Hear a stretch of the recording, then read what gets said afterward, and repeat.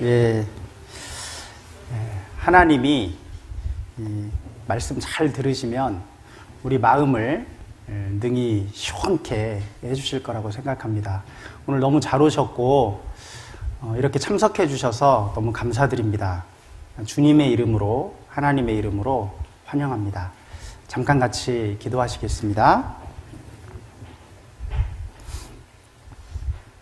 저희를 사랑하시는 하나님, 감사합니다. 아무것도 아닌 저희를 하나님께서 알아주시고 또 사랑하신다고 성경 여러 곳에서 말씀하셨습니다. 그 하나님의 사랑과 하나님께서 저희에게 그토록 주시고자 하는 그 은혜를 이번 한 주간 저희가 깨달아 알 수 있도록 도와주시옵소서. 하나님의 말씀인 성경을 오늘부터 또 6일간에 걸쳐서 배우고자 합니다. 친히 함께 하시고 저희 모두에게 합당하신 은혜 허락하여 주시옵소서. 말씀을 전하는 부족한 입술을 하나님 도와주시고 말씀 듣는 모든 분들의 마음을 또한 인도하여 주시옵소서. 예수님 이름으로 기도드렸습니다. 아멘. 네, 우리 가지고 계신 성경 맨 처음을 펴보시겠습니다. 창세기 1장 1절입니다. 창세기 1장 1절.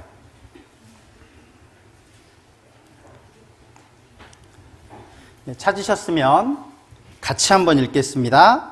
태초에 하나님이 천지를 창조하시니라. 그리고 성경 맨 끝에 요한계시록 22장 21절, 요한계시록 22장 21절 찾으셨으면 또 같이 읽겠습니다. 주 예수의 은혜가 모든 자들에게 있을지어다. 아멘. 성경 다 배웠습니다. 성경은 하나님께서 천지를 창조하셨다라는 것으로 시작해서 예수 그리스도의 은혜가 모든 자들에게 있을지어다, 그렇게 하고 마칩니다. 즉 성경은 어떤 책이냐, 간단하게 말씀드리면 창조주 하나님이 계십니다.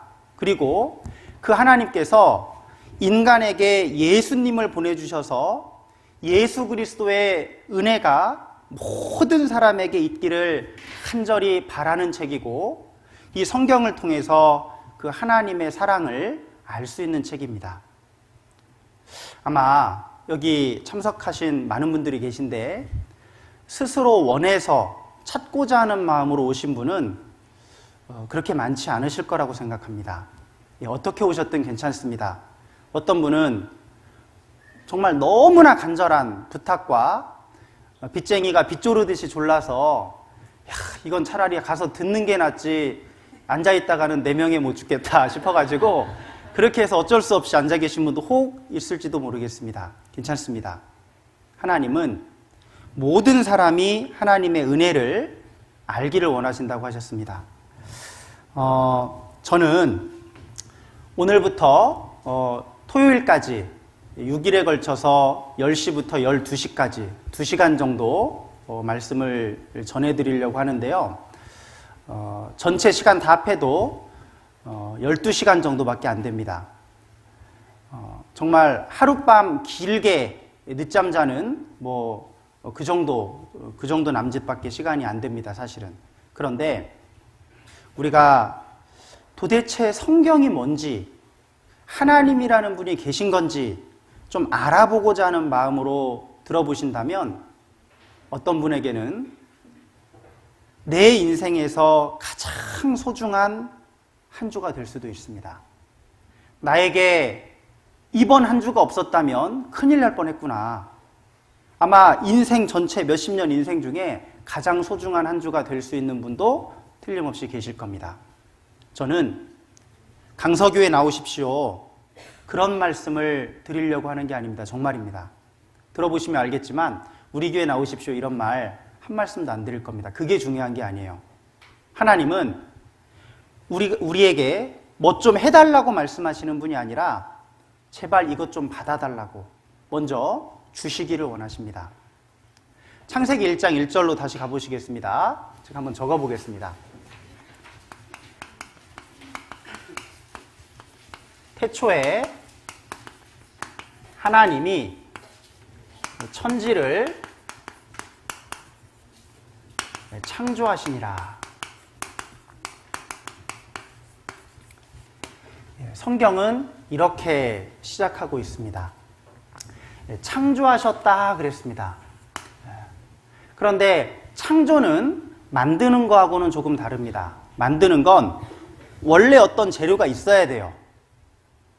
어떤 뭐 찰흙이 있든지 뭐 쇠붙이가 있든지 나무가 있든지 원래 있던 어떤 재료 가지고 내가 뚝딱뚝딱 해서 뭔가를 새롭게 해놓으면 그럼 우리는 만들었다고 합니다. 그런데 창조는 재료 자체가 없는데, 아무것도 없는데 있게 만드는 겁니다. 아무것도 없었는데 탁 생기게 만드는 거예요. 그러니까 이 창조는 사실은 인간에게는 붙일 수 없는 단어입니다. 이건 창조주 하나님에게만 어울릴 수 있는 단어입니다. 그래서 창조하시니라라는 이 서술어에 어울릴 수 있는 주어는 하나님만 가능하십니다. 그래서 하나님이 창조하셨다. 무엇을 존재하게 하셨냐? 천지를. 이 천은 우주를 말합니다. 지는 지구, 땅을 말합니다. 그러니까 원래 우주도 없고 지구도 없었는데 하나님이라는 분이 우주와 지구를 존재하게 하셨다. 없었던 걸 있게 만드셨다는 거예요. 정말 이런 일이 가능할까? 수십 년 동안 내가 봐온 저 하늘의 태양, 저것이 원래 없었는데 저걸 만든 분이 있다니. 밤하늘의 별이 저것이 원래부터 있는 것이 아니라 누군가 만든 분이 있다면, 내가 딛고 사는 이 지구, 수십 년간 내가 이 지구라는 곳을 밟고 살고 있는데 이 지구도 누군가가 만든 분이 있다면, 시작한 분이 있다는 겁니다. 그분이 하나님이시다 그랬어요. 뭐 언제 만드셨냐? 태초다 그랬습니다. 이게 시간 시작입니다. 지금 우리는 시간 속에서 살고 있습니다. 시간이 쭉 흘러가는 속에서 살고 있는데 이 시간은 언제부터 시작된 거냐? 시작된 시점이 있습니다. 이 시간이라는 것은 이 물질이라는 것이 이 변해가는 양상을 표현한 것이 시간입니다. 그러니까 이 뭔가가 있기 때문에 변화하고 있는 것을 표현한 것이 시간이기 때문에 이 우주 만물이 없다면 사실 시간이라는 것도 흐를 수가 없습니다. 그래서 시간은 언제부터 흐르기 시작했냐? 하나님이 우주 만물을 창조하신 그때부터 시간도 흘러가기 시작한 거예요. 그러니까 우리는 하나님이 만드신 시간과 이 공간 속에서 우리는 살고 있습니다. 이 엄청난 말씀입니다, 사실은. 이 한 구절만 연구하고 생각해봐도 정말 어마어마한 그런 진리를 담고 있다는 걸 알 수 있습니다. 자세히 공부할 시간은 없습니다. 그런데 태초에 하나님이 천지를 창조하셨다. 정말 이 한 구절이 우리 마음속에 믿어진다면, 정말 그렇구나, 저절로 된 것이 아니라 만드신 분이 계시구나, 하나님이 계시구나, 그것이 믿어진다면 이번 한 주 성경 공부의 절반 이상은 사실 끝난 겁니다. 그래서 오늘도 계속 이것에 대해서 제가 말씀드리려고 합니다.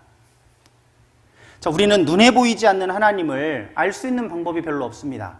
그런데 감사하게도 하나님께서 우리에게 성경이라는 책을 내려주셨습니다. 성경은 다른 말로 하나님의 말씀이라고 합니다. 왜 하나님의 말씀이라고 하냐? 하나님이 말씀하신 것을 인간이 받아 적었기 때문에 이걸 사람의 책이라고 하지 않고 하나님의 말씀이라고 합니다. 우리 성경 한번 펴보겠습니다. 베드로후서 1장입니다. 베드로후서 1장.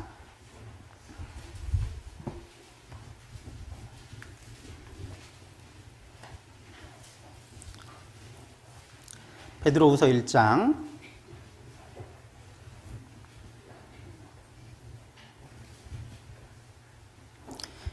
펴시고요. 여기 앞에 화면을 한번 잠깐 보시죠. 꽃입니다. 보이시나요? 사실 제가 아침에 오늘 처음 오시는 분들이 많이 계실 텐데 꽃 한 다발씩을 다 드려야겠다라는 마음으로 집을 나왔습니다. 근데 문연 꽃집이 없었습니다. 그래서 그냥 보시라고.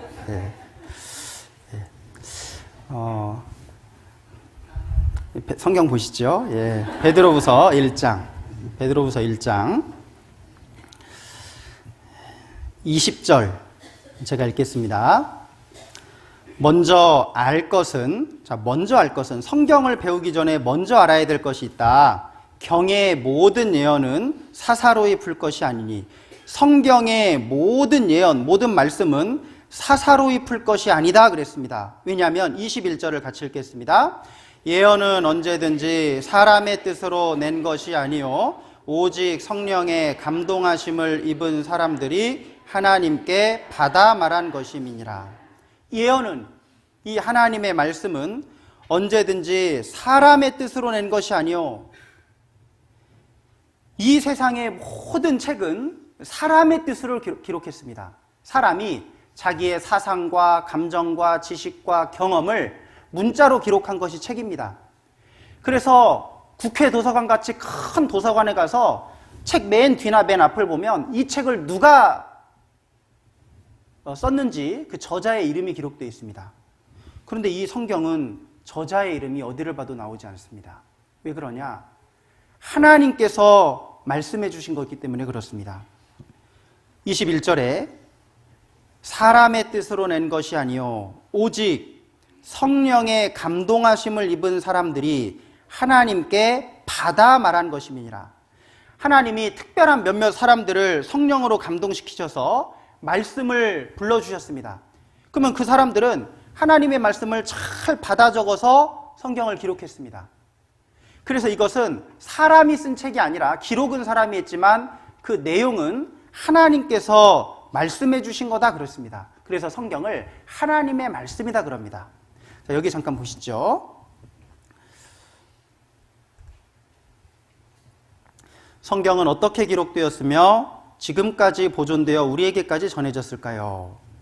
자, 성경은 BC 1500년부터 기록되기 시작해서 AD 100년에 기록이 끝났습니다.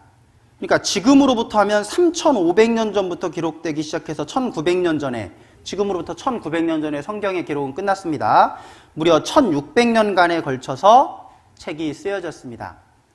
예수님 오시기 전에 쓰여진 성경을 구약성경이라고 하는데 39권, 예수님 오신 뒤에 약 100년간 쓰여진 성경을 신약성경이라고 하는데 27권입니다. 성경은 전체 66권입니다. 나 오늘 한 권밖에 안 가져왔는데. 66권을 한 권으로 묶어 놓았습니다. 그래서 이 책을, 여러분 앞에 가지고 계신 책을 정확하게 말씀드리면 성경 전서라고 합니다. 성경 전체 책을 모아놨다. 기록한 사람은 약 40명. 그들의 직업이 다 달랐습니다. 베드로 같은 사람은 어부였어요. 배운 게 없습니다. 무식했습니다. 그리고 신약성경 14권을 기록한 바울이라는 사람은 대단한 학자였습니다. 굉장히 공부를 많이 한 사람이고, 다윗은 목동이었다가 장군이 됐다가 왕이 됐습니다. 솔로몬도 왕이었습니다. 그리고 누가라는 사람은, 누가복음과 사도행전을 기록한 누가라는 사람은 직업이 의사였습니다. 그러니까 직업이 이렇게 달랐다는 것은 그들의 지적인 수준이나 학문적 배경이나 출신 배경이 다 달랐음에도 불구하고 이들이 여러 40명이 기록한 성경을 모아놓고 보니까 마치 한 사람이 쓴 것처럼 내용의 통일성과 주제의 일관성이 있다는 겁니다. 아니, 여러 사람이 기록했는데 어떻게 이렇게 차이가 없이 한 사람이 쓴 것처럼 일목요연하냐? 여러 사람이 기록했지만 말씀해 주신 분은 하나님 한 분이라는 겁니다. 이들은 1600년간의 이 성경이 기록했기 때문에 기록한 시대도 다르고 기록한 장소도 다르고 그들의 삶의 배경도 다 달랐습니다. 그런데 마치 한 사람이 기록한 것처럼 주제가 일관되어 있다는 거예요. 하나님의 말씀이라는 걸 알 수 있습니다. 자, 조선일보인데요.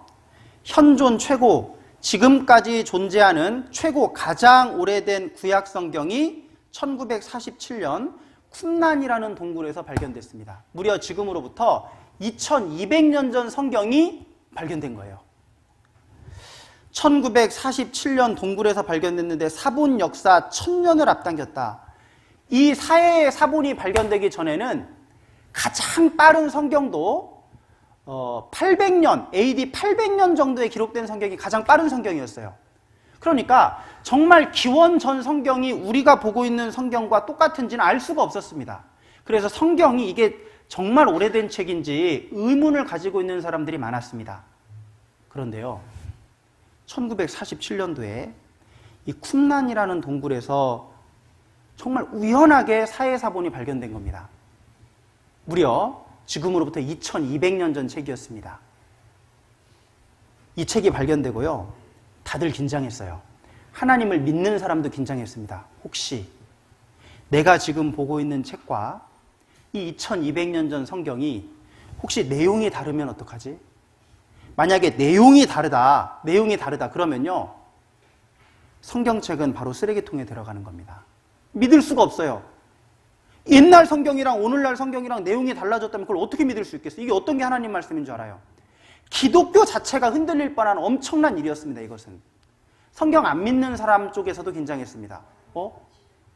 이 성경이 가짜라고 생각하고 안 믿었는데 혹시 지금 현대 성경과 2200년 전 성경이 정말 내용이 하나도 바뀌지 않고 똑같으면 어떡하지? 근데 양쪽에서 다 긴장한 사건이었습니다. 그런데 면밀한 검증을 거치고 조사를 했는데 이걸 다 글자를 복원해냈습니다. 그래서요, 현대 성경과 비교했더니 정말 내용이 똑같다라는 것이 밝혀졌습니다. 사해사본의 발견, 성경이 후대 몇몇 사람들에 의해 고쳐진 것이 아니냐 하는 의혹이 불식되다, 사라졌다.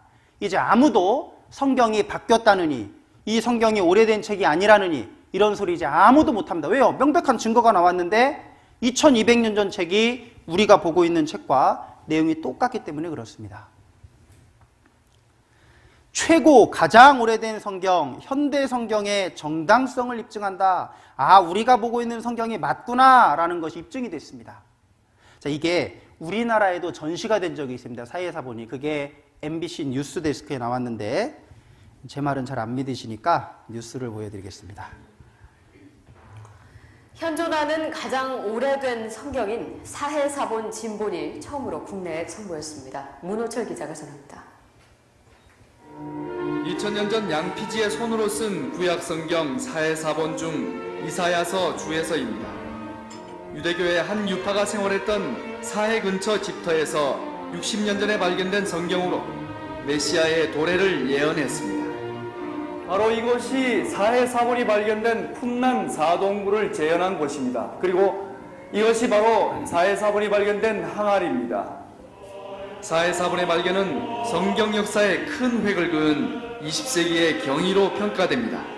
이전에 있었던 구약 성경이 기원 후에 쓰여졌다라는 기록에 대해서 그 학설을 완전히 소멸시킨 그런 발견이라고 할 수 있고요. 이스라엘과 요르단이 보물로 지정하고 있는 사해사본 진본이 한국에 첫 나들이를 했습니다.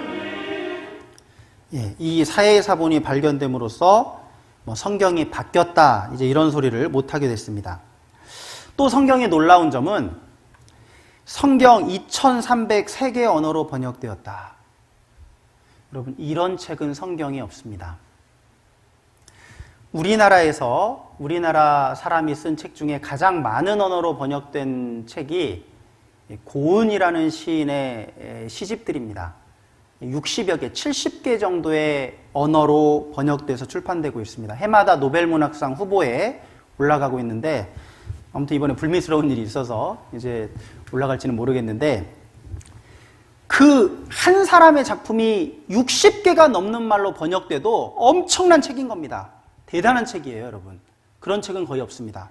그런데 성경은 2303개 말로 번역되었다고 2003년 신문에, 2005년에는 2377개 언어, 해마다 늘어서요, 2012년에는 2551개 언어, 성경이 번역된 언어의 수를 추이를 보니까 2500개가 넘는 언어가 있다는 것도 놀랍습니다. 성경은 내가 마음만 먹으면, 원하기만 하면 누구든지 자기가 알 수 있는 문자로 다 읽을 수 있도록 된 세계에서 유일한 책입니다. 도대체 이 성경이 어떤 책이길래 이렇게 많은 언어로 번역되어야만 하냐, 그겁니다. 모든 사람이 한 번쯤은 배워봐야 되기 때문에 그렇습니다. 계속 늘어서요, 2017년 작년 신문에 성경 3225개 언어로 번역됐다. 이제 거의 번역될 수 있는 대부분의 언어로 다 번역됐습니다. 자, 두 번째로 많이 번역된 책이 뭔가를 알아봤더니요, 해리포터라는 책이더라고요. 여기 보시면 해리포터 시리즈는 물론 좀 늘었습니다. 옛날 신문이기 때문에. 그런데 해리포터 시리즈는 지금까지 62개 언어로 번역돼 전 세계에서 2억 7천만 부가 팔렸다. 여러분, 이 해리포터가 2등이었는데 62개 언어로 전 세계에서 출판되고 있답니다. 성경은 3200개가 넘는 언어입니다. 비교 자체가 안 되는 거예요. 가장 많이 팔린 책, 우리말 성경, 우리나라에서 가장 많이 팔린 책은 성경이다. 전 세계에서 가장 많이 팔린 책도 마찬가지입니다. 전 세계에서 가장 많이 읽히는 책 10가지를 꼽았습니다. 2등부터 10등까지는 비슷비슷해요. 3등이 해리포터고, 아까 2등이지 않았나? 이 중국의 마오쩌둥 전기. 이건요, 한 사람씩 다 사야 돼, 중국 사람들. 갑자기요, 2등으로 뛰어 올랐어요. 근데 2등부터 10등은 비슷비슷한데, 더 홀리 바이블 성경 보십시오. 2등하고 비교 자체가 안 됩니다. 아니, 도대체 어떤 책이길래 가장 많이 팔리고, 가장 많이 읽히고, 가장 많은 언어로 번역됐냐, 그거예요. 이 성경은 사람이 쓴 책이 아닙니다. 배워보시면 알 겁니다. 여러분, 배너라는 영화 아마 보신 분도 있을 텐데요. 이거 보시기 위해서는 큰 인내가 필요합니다. 한 3시간이 넘는 영화인데, 저도 예전에 이 영화가 처음에 영화 극장에서 개봉됐을 때 중간에 쉬는 시간이 있었대요. 너무 길어가지고.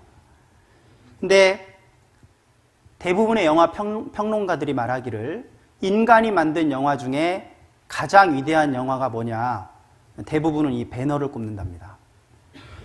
이 배너의 원작은 루 월리스라는 사람이 이 배너라는 책을 썼는데, 부제가 그리스도의 이야기라는 부제를 달고 나온 책인데요. 자, 이 사람이 미국 남북전쟁 때 원래 북군 장군이었습니다. 월리스가. 북군 장군이었던 월리스가 기독교와 예수의 허황된 주장을 반박하려고 성경을 탐색하다가, 하나님을 믿어서 성경을 연구한 것이 아니라, 이 사람이 장군인데, 지금 전쟁 중인데, 사람들이 전쟁할 생각을 하기에도 부족한 시간에 전쟁 중에 자꾸 성경을 들고 다니면서 성경을 읽고 기도하고 막 그러고 있는 거예요. 야, 내가 이 전쟁만 끝나면 이 성경을 연구해가지고 이 성경이 거짓말이고 하나님이 계시지 않는다라는 것을 내가 성경을 연구해서 증명해내야겠다. 그 생각을 딱 가졌습니다. 그리고 전쟁이 끝나자마자 이 성경을 이 사람이 연구하기 시작했습니다. 그런데 오히려 역사적 사실임을 확인하고 썼다고 한다. 연구하면 연구할수록 성경이 거짓말이라는 증거가 나오는 것이 아니라 성경이 다 사실이라는 증거만 나오는 거예요. 그 앞에서 이 사람은 결국 무릎을 꿇고 하나님을 믿는 사람이 됐습니다. 그리고 쓴 책이 배너, 그리스도의 이야기라는 책을 썼고, 그것이 영화로 만들어진 그것이 영화 배너입니다. 외교관 변호사를 지낸 경력으로 보아 그의 고백까지 소설로 볼 것은 아닌 듯하다. 자, 미국에 가면 미국인들이 가장 존경하는 4명의 인물을 크게 바위에 이렇게 조각해 놓은 게 있습니다. 자, 이 사람들이 한 말들이 있습니다. 1대 워싱턴 대통령, 성경이 없이는 미국을 다스릴 수 없다. 3대 토마스 제퍼슨, 미국은 성경 위에 서 있다. 미국 대통령을 4번씩이나 지낸 루즈벨트, 온전히 살고자 한다면 반드시 성경을 배워야 한다. 아브라함 링컨. 이름부터 아브라함입니다. 같이 한번 읽겠습니다. 하나님이 인간에게 주신 가장 귀한 선물은 성경이다. 자, 미국인들이 가장 존경하는 인물들의 공통점이 있어요. 똑같이 무엇을 이야기하고 있습니까? 성경. 여러분, 하나님을 믿으면 인생이 망할까? 어떤 분들은 그런 분들이 있다고. 우리 집안은 이 기독교랑은 궁합이 안 맞는다고. 교회 다니면 우리 집안 힘들어진다고. 아예 그렇게 생각하시는 분들이 있어요. 천만의 말씀입니다. 신 중의 신, 우주 만물을 창조하시고 바로 나를 만드신 분이 하나님이셔요. 내가 그분을 섬기는데 그분이 나에게 복을 주실 것은 당연합니다. 하나님은 우리에게 벌 주시기를 원하시는 분이 아니라 하나님은 사랑이시라 그랬습니다. 하나님은 우리를 사랑하시고 복 주시기를 원하십니다. 공교롭게도요, 하나님을 믿는 나라들은 이상하게 대체적으로 잘 삽니다. 유럽은 아예 기독교 국가입니다. 미국은 하나님을 믿는 대표적인 기독교 국가입니다. 호주, 영국, 유럽은 거의 하나님 믿죠. 이상하게 하나님 믿는 나라들이 대체로 잘 살아요. 왜 그런지 모르겠습니다. 정말 하나님 믿는 것이 벌받고 심판받고 어떤 안 좋은 일 생기는 거라면 그럴 리가 없을 텐데, 하나님은 우리에게 좋은 것을 주시고자 하는 분이라는 걸 알 수 있습니다. 그래서요, 미국이라는 나라가 딱 성경 위에 서 있기 때문에 미국 대통령에 당선돼서 취임할 때는 반드시 성경에다가 손을 얹고 선서하게 되어 있습니다. 클린턴 대통령도 성경에 손을 얹고, 부시 대통령도 성경에 손을 얹고 대통령 취임 선서하고 있고, 오바마 대통령도 성경에 손을 얹고, 우리 익숙하죠? 트럼프 대통령도 성경에 손을 얹고. 이 미국이란 나라가 세계 최강대국이라는 건 누구나 인정하는데, 이 나라가요, 다른 책도 아니고 성경에다가 손을 얹고 온 국민, 미국 대통령 취임식은 미국 사람들만 보는 게 아니라 전 세계 사람들이 생중계되고 보고 있습니다. 전 세계 사람들이 보는 앞에 다른 책도 아니고 성경책이 탁 카메라 중앙에 잡혀서 그 위에 손을 얹고 선서해요. 이거 한번 생각해 봐야 될 문제입니다. 정말 성경이 어떤 책이냐? 하나님 말씀이 맞냐? 자, 지금부터는 하나님이 창조하셨다고 했는데 정말 하나님이 창조주가 맞는지 몇 가지 증거를 좀 살펴보려고 합니다. 잠깐 여기 한번 보시죠. 파란색 박스가 하나 있습니다. 이 박스 안에 무엇이 들어있을까요? 뭐가 들어있을까요? 모르시죠? 네. 젊은 아이들 4명이 나와서 춤출 겁니다. 맞죠? 자, 이 박스 안에는 뭐가 들어있을까요? 아이, 왜 그러셔요? 예. 두 번째 박스입니다. 예. 모르시죠? 아주머니, 파마한 아주머니 한 분이 춤추시면서 윙크할 겁니다. 아무도 몰랐는데 저는 알았습니다. 어떻게 저는 알았을까요? 제가 이걸 만들었기 때문에 압니다. 만든 사람은 그 속에 뭐가 들어있는지 알 수 있어요. 이 노트북을 만든 사람은 이 안에 어떤 부품들이 들어가 있고 어떻게 조립이 되어 있는지 노트북을 만든 사람은 압니다. 이 건물도 있는데요, 우리는 그냥 겉모습만 보지만 이 건물을 설계하고 직접 시공한 사람들은 재료를 뭘 썼고 그 안에 어떤 것들이 들어가 있고 전기 배선은 어떻게 되어 있고 수도는 어디로 나 있고 그걸요 다 알 수 있습니다. 만든 사람은 알 수 있습니다. 정말 하나님이 지구를 만드시고 우주를 만드신 분이 사실이라면 땅 속에는 뭐가 있고 우주는 어떻게 되어 있고 공중에는 어떻게 되어 있고 그런 것들을 정말 하나님이 만드셨다면 아실까요? 모르실까요? 아시죠? 당연히 아셔야 됩니다. 자, 욥기 28장 먼저 땅속으로 가보겠습니다. 욥기 28장. 구약성경 787쪽. 욥기 28장 5절.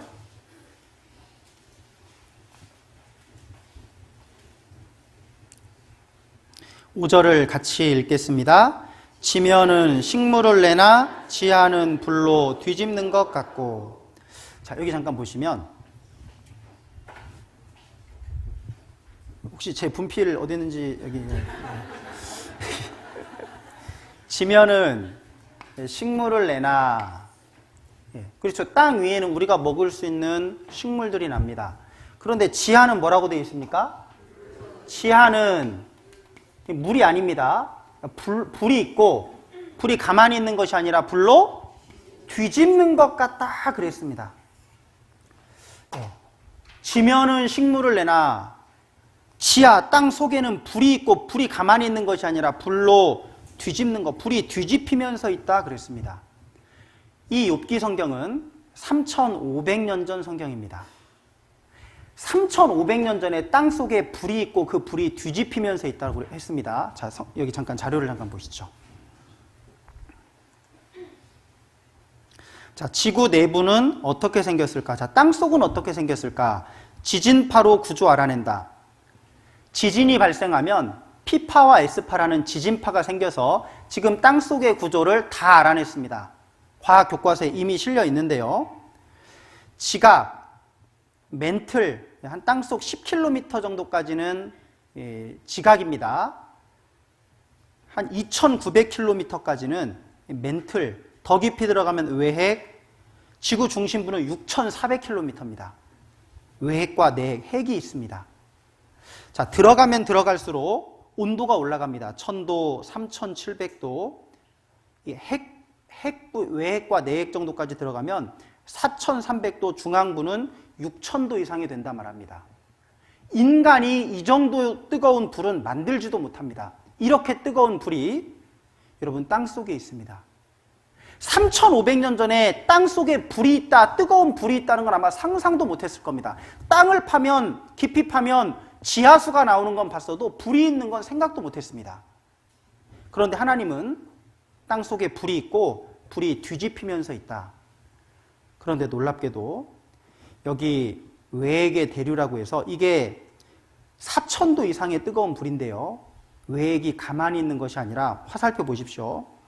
땅 속에서 땅 위로 화살표가 뒤집히면서 있습니다. 이걸 외핵의 대류, 불이 뒤집히면서 있다는 것이 확인됐습니다. 지면은 식물을 내나 지하는 불로 뒤집는 것 같다.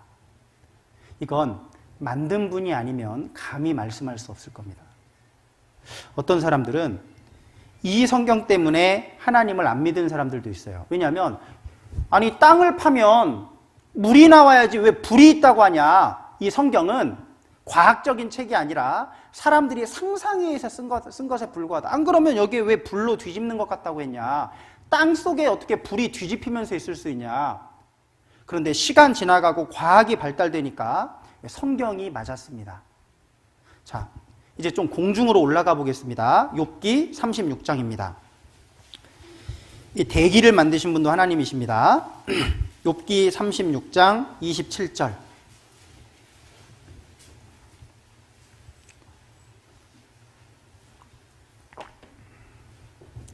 같이 읽겠습니다. 그가 물을 가늘게 이끌어 올리신즉 그것이 안개 되어 비를 이루고 그것이 공중에서 내려 사람 위에 쏟아지느니라. 제가 다시 한번 읽어볼 테니까 이 머릿속에 이 그림을 뭘 설명하고 계신지 한번 생각해 보시면 좋겠습니다. 그가 하나님이십니다. 그가 물을 가늘게 이끌어 올리신즉 그것이 안개 되어 비를 이루고 그것이 공중에서 내려 사람 위에 쏟아지느니라. 뭘 말하는지 아시겠죠? 물이 증발돼서 그것이 구름이 돼서 물방울이 쏟아지고 다시 증발되고 이 물의 순환에 대해서 지금 말씀하고 있는 겁니다. 그런데 이 물이 이렇게 3단계로 순환하는 것에 대해서 과학자들이 알아낸 건 지금으로부터 400년, 500년 밖에 안 됐습니다. 그런데 이 욥기 성경은 3500년 전 책입니다. 잠깐 여기를 보시겠습니다. 초등학교 4학년 1학기 과학교과서입니다. 제 아내가 초등학교 선생님이었는데 이것을 어느 날 말해줬어요. 이거 성경하고 비슷하지 않냐? 보니까요, 성경이랑 똑같아요, 보니까. 그래서 제가 이걸 자료로 만들었는데, 보시면, 우리 눈에는 보이지 않지만, 땅과 식물, 호수나 강, 바다 등 우리 주위 곳곳에서 물이 증발하여 하늘로 올라갑니다. 하늘 높이 올라간 수증기는 온도가 내려가면 응결하여 액체 상태, 물방울이 된다는 겁니다. 그것이 변하여 구름이 되고, 수증기는 기체로 쭉 올라갑니다. 근데 올라가면 온도가 낮아지기 때문에 다시 물방울로 바뀌어요. 물방울들이 막 있는 것을 땅에서 보면 그걸 뭘로 봅니까? 구름이라고 말합니다. 이 구름이 무거워져서 물방울이 무거워지면 그 무게를 견디지 못하고 쏟아져 버려요. 그걸 우리는 뭐라고 합니까? 비 온다 그래요. 강수. 좀 유식한 말로는 강수라고 하죠. 증발, 응결, 구름이 되는 겁니다. 액체 상태로 변하여 구름이 되고 비나 눈이 되어 다시 땅으로 떨어집니다. 떨어진 물은 다시 증발되고 이 물이 계속 순환하도록 되어 있습니다. 3단계 증발, 물의 순환, 증발, 응결, 강수 이렇게 되어 있는데 이 물의 순환 과정에 대해서는 이 물이 3단계로 순환하는 것에 대해서는 16, 17세기경에야 비로소 완전히 이해되었다. 400년 전, 500년 전입니다. 자, 여기 자, 바닷물이 올라갑니다. 이게 증발. 구름이 되는 걸 응결. 쏟아지는 걸 뭐라고 했죠? 강수. 예. 그래서 증발, 응결, 강수. 자, 이런 과정을 거치는데 다시 성경을 보시면 자, 여기 화면을 보시겠습니다.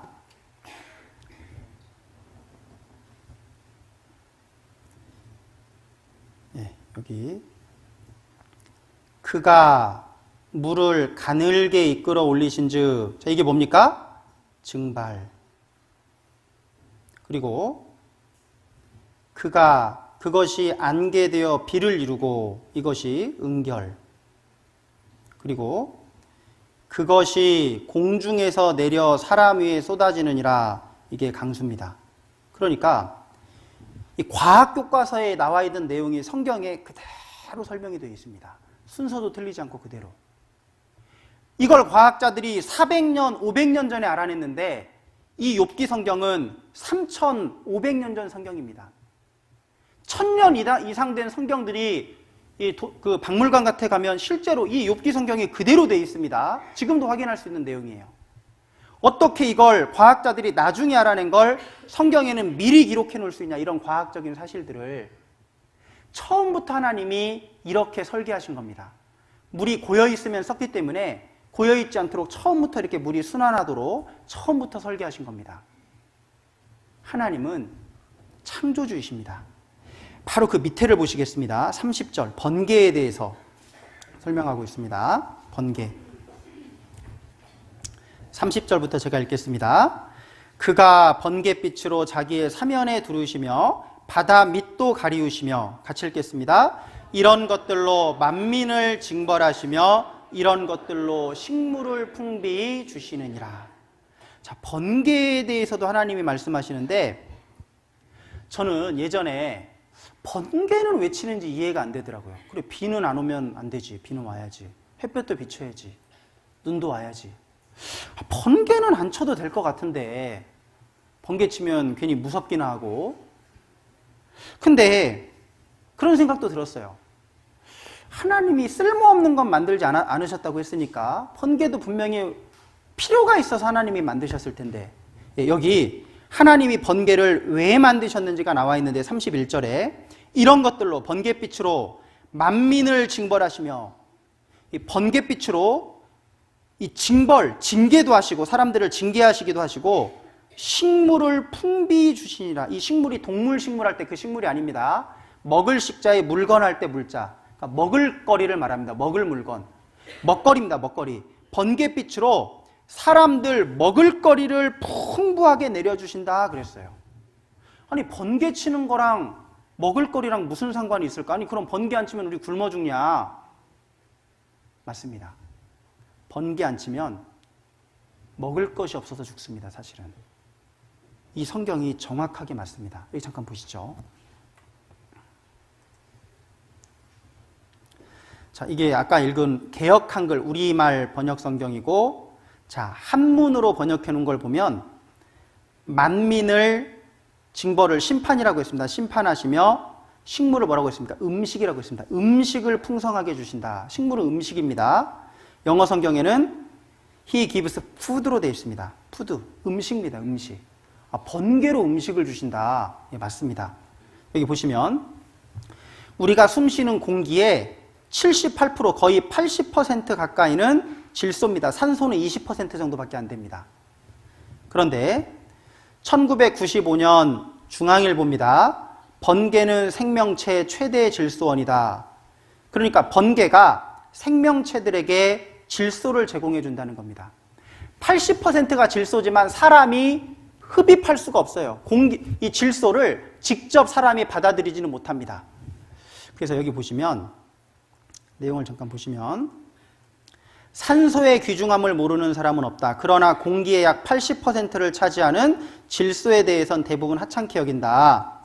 그러나 산소가 없으면 생명체가 살 수 없듯 질소가 없다면 아예 생명체는 존재하기 어렵다. 왜냐하면요, 생명체를 지지하는 근육, 세포, 골격, 뼈 이런 것들이 다 단백질로 되어 있는데 이 단백질이 모두 질소 없이는 만들어질 수 없는 것이기 때문이다. 이 질소를 우리가 흡수해야만 몸이 만들어지는 거예요. 이렇게 살아갈 수가 있습니다. 그럼 이 같은 질소를 생명체들은 어디서 얻는 것일까? 직접 못 마시니까. 학자들은 그간 콩과 식물에 기생하는 뿌리옥 박테리아가 공기 중에 질소를 흡착해서 빨아들여서 식물과 동물에 차례로 전달해주는 생명체 최대 질소원이라고 생각해왔다. 이 뿌리옥 박테리아는 박테리아가 땅속에서 질소를 빨아들여서 식물에게 영양분으로, 식물이 뿌리로 그걸 질소를 빨아들이고 그 식물을 짐승이 먹고 사람이 식물과 짐승을 먹어서 질소를 얻는다. 이걸 알아낸 거예요. 그런데 물론 이것도 맞는데 훨씬 더 많은 질소는 번개에 의해서 우리에게 주어집니다. 여기 보시면 하지만 최근에 한 연구 결과는 뿌리옥 박테리아가 생명체 최대 질소원이 아니라는 사실을 밝혀 주목받고 있다. 그럼 뭐냐? 번개, 때때로 죄악을 징벌하는 상징이기도 한 이 엄청난 전기적 존재가 실제로는 뿌리옥 박테리아보다 더 많은 양의 질소를 생명체에 전달해주는 존재라는 것이 이 연구의 골자다. 미국의 대기화학자인 푸드 후란즈 블라우는 해발 3,300m 산꼭대기에서 수년간 번개를 관찰하고 이 같은 결론을 내렸다. 산꼭대기에서 번개가 쳤을 때 대기를 얼른 채취해서 이를 분석한 결과 지구상에서 연간 10억 톤의 질소가 번개에 의해서 질 3등으로 고정화되고 이것이 비를 타고 땅속으로 스며들어 식물에 전달된다고 밝혔다. 그래서 그걸 식물이 빨아먹고 동물이 식물을 먹고 사람이 동물을 먹고 해서 질소가 사람에게까지 전해진다는 것이 밝혀진 겁니다. 잠깐 요약해서 말씀드리면 여기 공기가 이렇게 있습니다. 산소는 20%밖에 안 됩니다. 질소, 거의 대부분은 질소인데 이 질소가 가스 상태로 있을 때는 식물이든 동물이든 사람이든 이용을 못합니다. 이 질소가 좀 바뀌어져야 돼요. 그때 이게 바꾸는 역할을 번개가 합니다. 번개가요, 탁 치면 질소가 방금 설명에 나와 있는 것처럼 질산이 됩니다. 질산. 이 질산은 물에 잘 녹습니다. 번개가 딱 치면서 비가 오면 이 빗물에는 질소가 녹아서 내려와요. 이 빗물은 그냥 맹물이 아니라 비료물입니다. 비료. 그래서 번개 칠 때 비 오면요, 화분을 얼른 바깥에다 내놔야 돼요. 이건 그냥 맹물이 아니라 그냥 천연 비료가 막 쏟아지는 거예요. 이런 것도 알려드리고. 그래서요, 이거는 이게 비료입니다. 비료가 쏟아지는 거예요. 비료가. 그러니까 이것을 식물의 영양분으로 먹게 됩니다. 그래서 그럼 번개가 안 치면 어떻게 되냐? 학자들이 조사해봤더니요, 번개가 안 치면 몇 년 안에 식물들이 다 말라 죽습니다. 10년 이상 번개가 안 치면 산에 있는 나무들까지 다 죽어버려요. 사람이 특별히 거름을 주지 않는 이상. 근데 여러분, 산에 갈 때 거름 들고 가세요? 비료 들고 가세요? 근데 잘 자라거든요? 아니, 어떻게 이렇게 산에 있는 나무들이 잘 자랄까? 하나님이 번개비를 내려가지고 다 살리십니다, 이렇게. 그래서 이제 번개가 안 치면 식물들이 고사하면 이제 그걸 먹고 사는 초식 동물들이 죽고 육식 동물들이 죽습니다. 그럼 식물도 죽고 동물도 죽으면 인간도 나중에 어떻게 된다는 겁니까? 먹을 것이 없어서 죽습니다. 먹을 것이 없어서. 그래서 여기 신문에 뭐라고 되어 있냐면요. 우리가 가게에서 쌀과 반찬거리를 구하지 못한다면 아마 기아 굶어서 죽겠지만, 그렇죠. 쌀과 반찬을 못 구하면 우리 죽을 겁니다. 굶어서. 그런데 대기와 번개라는, 공기와 번개라는 질소 공장이 가동되지 않는다면, 혹은 무분별한 개발로 기후변화로 이 같은 공장 가동에 어떤 차질이 빚어진다면 그 결과는 쌀가게, 반찬가게가 문 닫는 것보다 더 참혹한 것이 될 수 있다. 번개가 안 치면요. 자, 쌀가게, 반찬가게가 문 닫으면 사람만 굶어 죽지만 번개가 치지 않으면 식물, 동물, 사람이 다 굶어서 죽습니다. 여러분 지금까지 왜 이렇게 살아계시냐? 번개가 쳐서 그래요. 번개가 쳐서. 그러니까 번개 치면 앞으로 두려워할 게 아니라 어떻게 해야 됩니까? 하나님 감사합니다. 먹을 걸 내려주셔서 감사합니다. 제가 이것을 알고 나니까요. 번개 치는 게 이제 두렵지 않습니다. 왜요?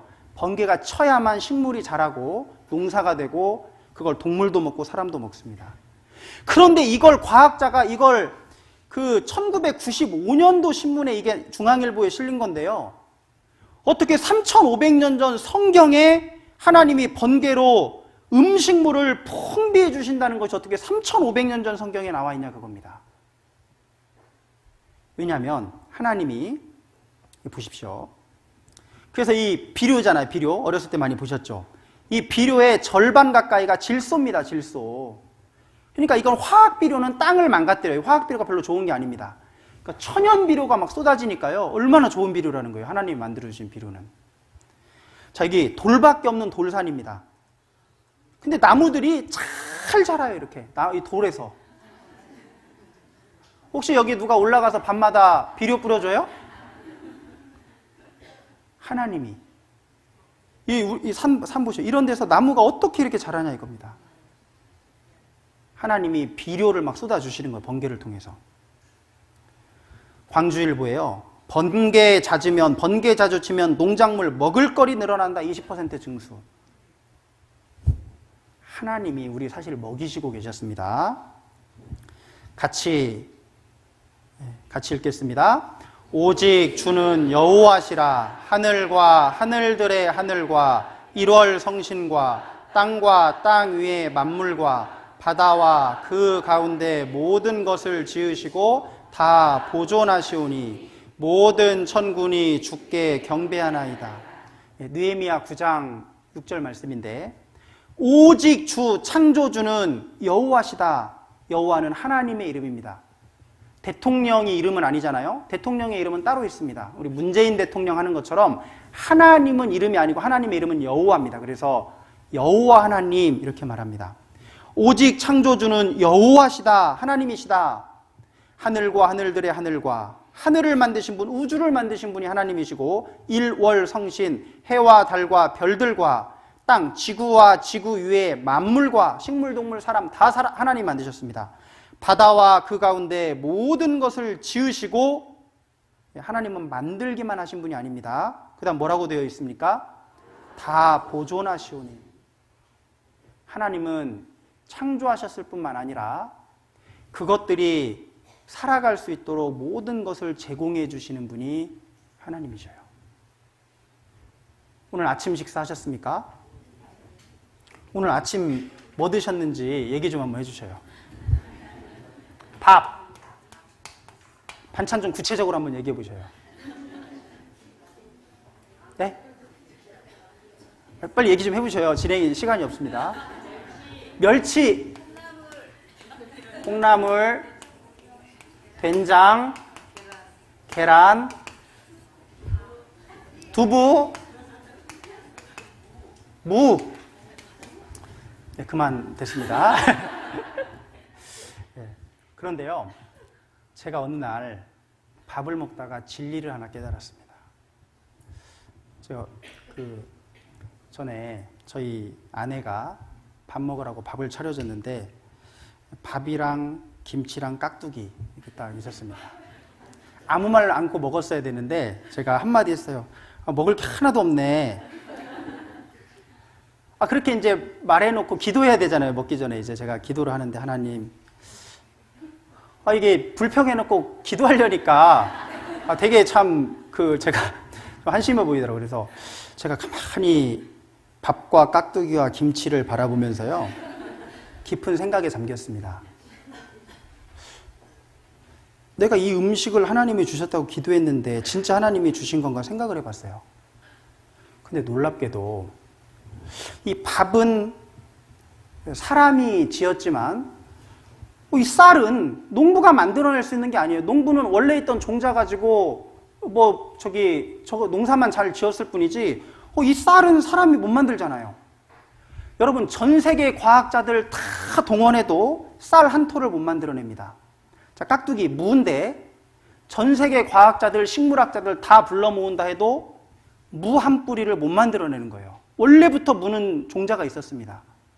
배추요? 배추 이파리 하나도 사람이 못 만들어내는 거예요. 그래가지고 제가요, 음식을 다 한번 생각나는 대로 해봤습니다. 그랬더니 세상에 내 입속으로 들어가는 것 중에 사람이 만들어낼 수 있는 건 하나도 없습니다. 보셔요. 쌀도 그렇고, 멸치 집에서 만들어서 드시는 분 계셔요? 전 세계 과학자들 다 동원해도 멸치 한 마리 못 만들어냅니다. 이거 도대체 어디서 왔냐 그겁니다. 콩나물,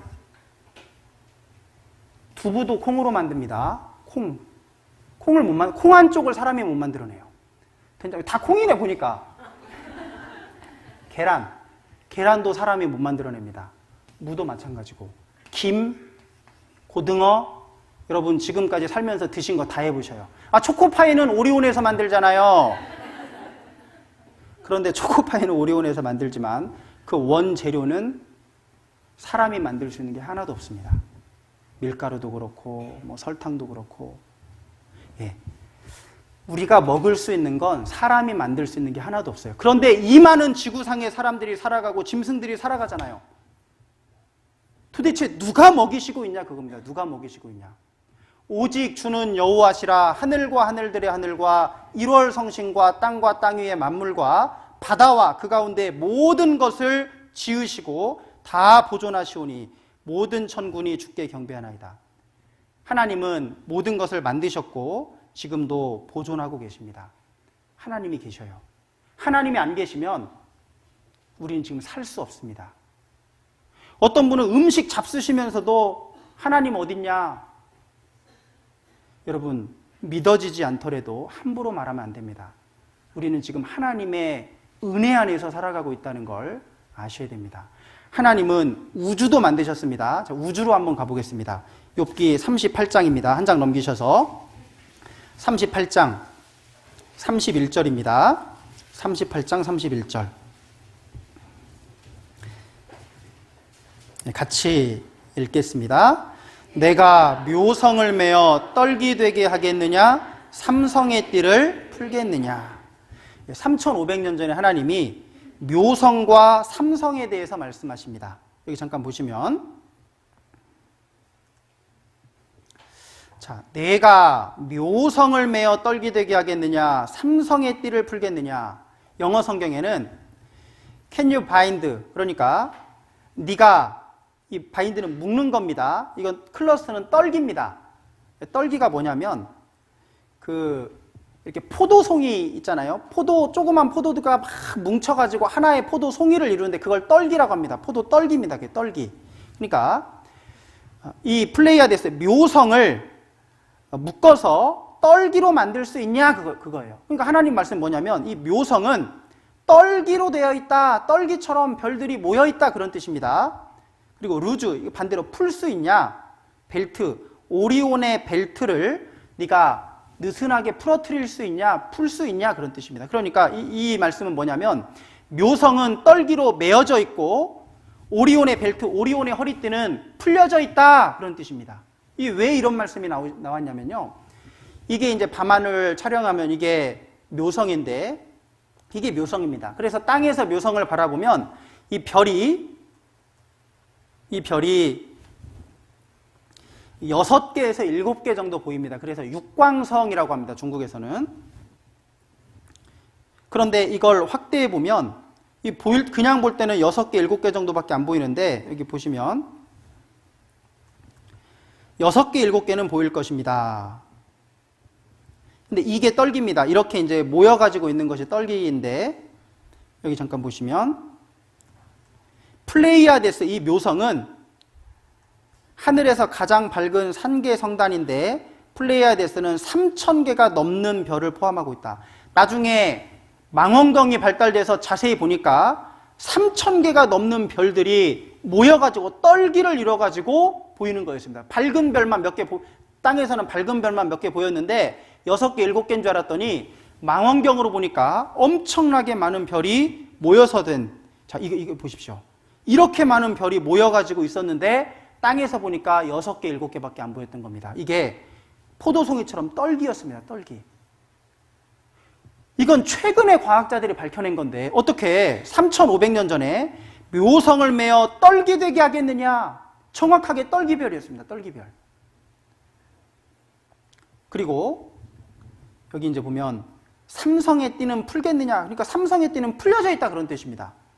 이게 이제 오리온 자리가 삼성인데요. 여기 보시면 이게 오리온 자리인데 이거 세 개의 별이 마치 허리에 허리띠처럼 딱딱딱 있다고 해가지고 이제 이걸 삼성이라고 합니다.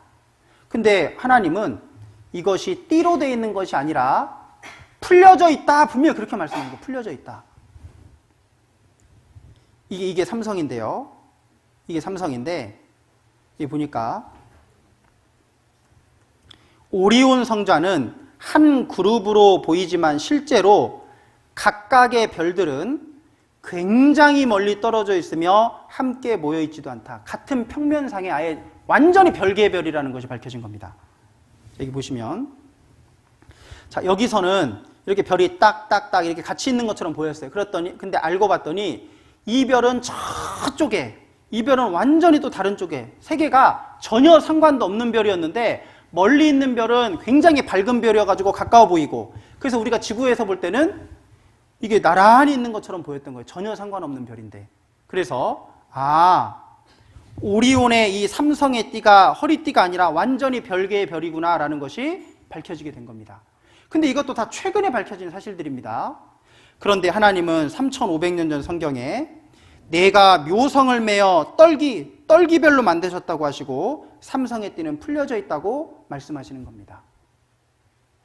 그리고 또 하나님은 이 블랙홀, 별을 빨아들이는 이 블랙홀의 존재는 굉장히 최근에 밝혀진 사실인데 성경에 이 블랙홀에 대해서도 말씀하고 있습니다. 자, 보시겠습니다. 유다서. 성경 끝에 유다서를 잠깐 보시겠습니다.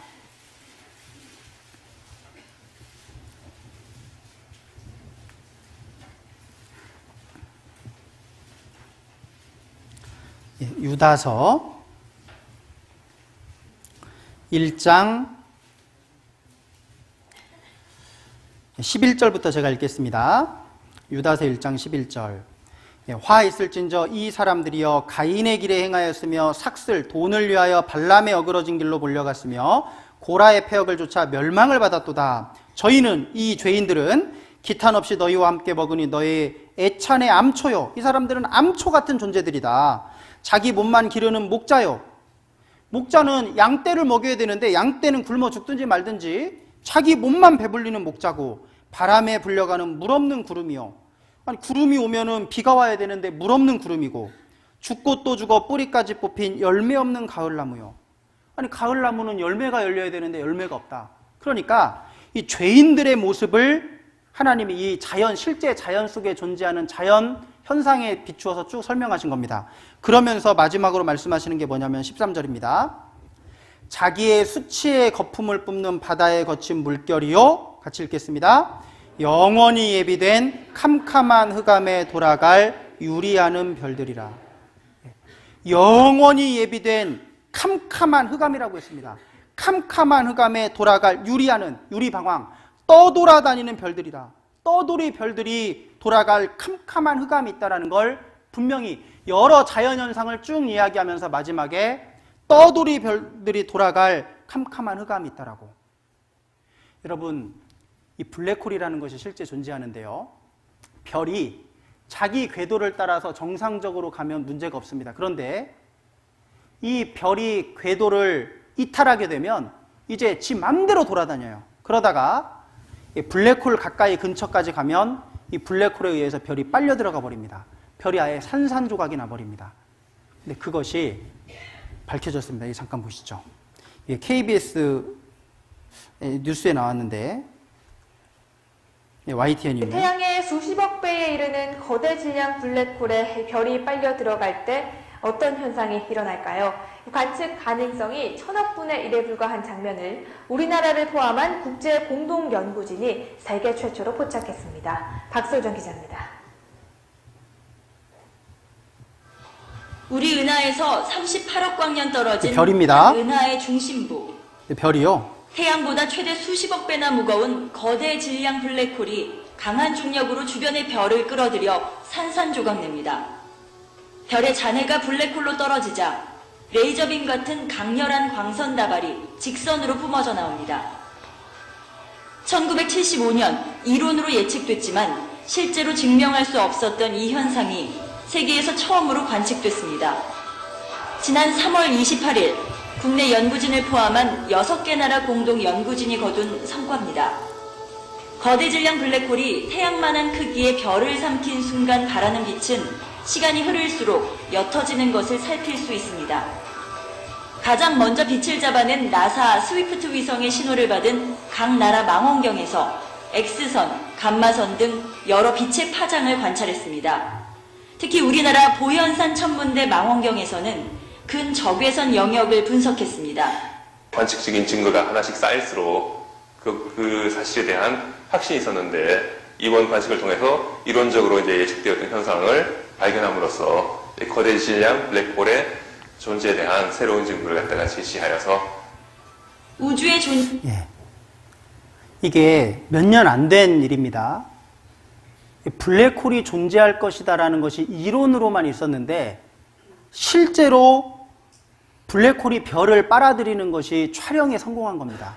근데 1900여 년 전 유다서에 잠깐 보시죠. 다시 보시면 13절 끝에 영원히 예비된 캄캄한 흑암에 돌아갈 유리 떠돌아다니는 별들이라.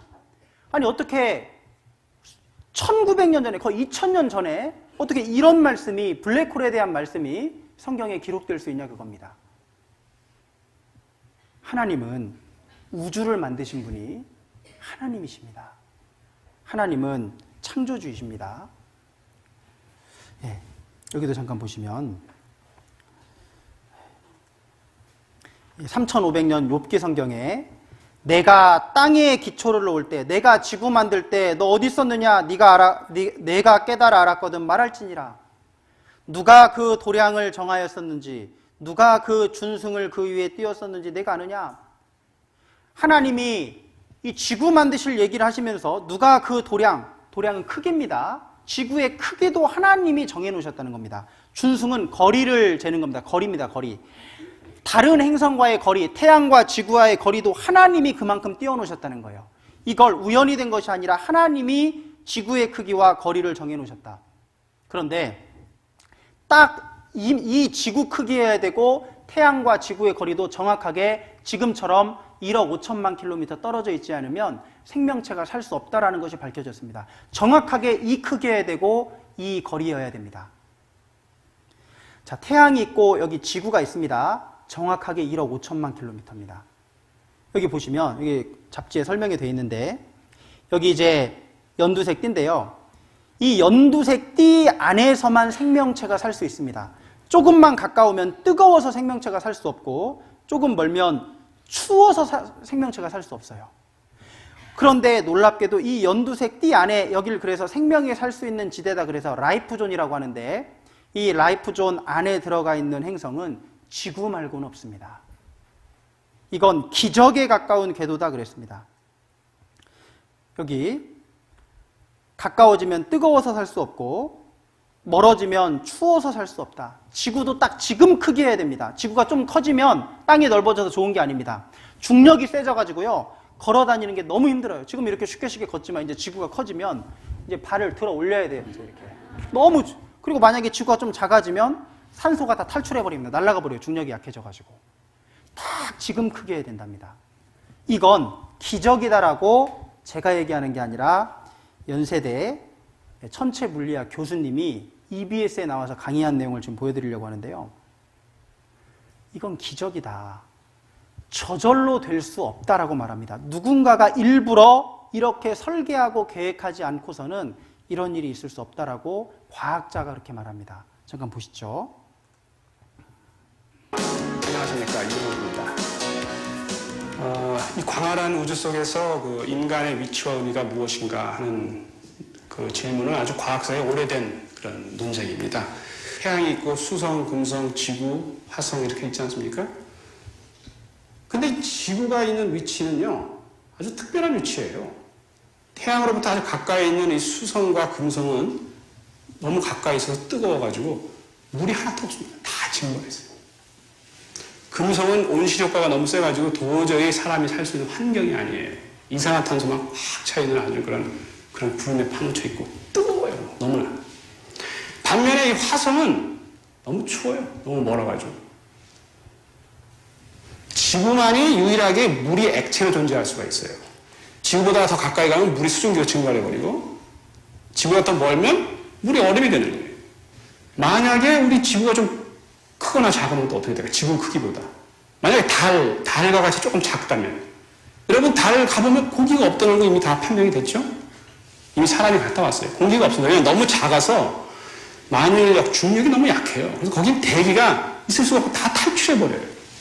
우리 지구는 크기가 아주 적절했고 또 태양으로부터의 위치도 적절했기 때문에 상대적으로 가벼운 수소나 헬륨은 지구를 잘 이탈할 수가 있었어요. 태양으로부터 에너지를 받아서 가볍기 때문에 잘 이탈할 수 있는 반면에 좀 무거운 산소라든가 질소 이런 것들은 이탈하지 못하고 우리 지구에 남아있게 된 거예요. 일종의 선별 작업이 지구의 생성 이후에 초기 단계에 이루어지게 되는 거죠. 그래서 수소나 헬륨 같은 가스들은 다 날아가고 산소 같은 그런 것들만 우리 지구상에 남게 되고 그러한 조건에서 우리 인간을 포함한 생명체들이 이제 만들어지게 되는. 자, 이런 것들도 보면 우리 지구의 위치 하나만 봐도 말이죠. 상당히 우리 특별한 곳에 살고 있습니다. 그래서 이 우주론적인 그런 아까 우주의密도가 너무 크거나 작거나 혹은 우리가 알고 있는 물리법칙이나 과학법칙이 조금만 달라도 별들이 만들어지지 않거나 아니면 우리가 너무 일찍 종말을 맞이하거나 해서 우리 인간이 결국 탄생할 수 없게 되는, 출현할 수 없게 되는.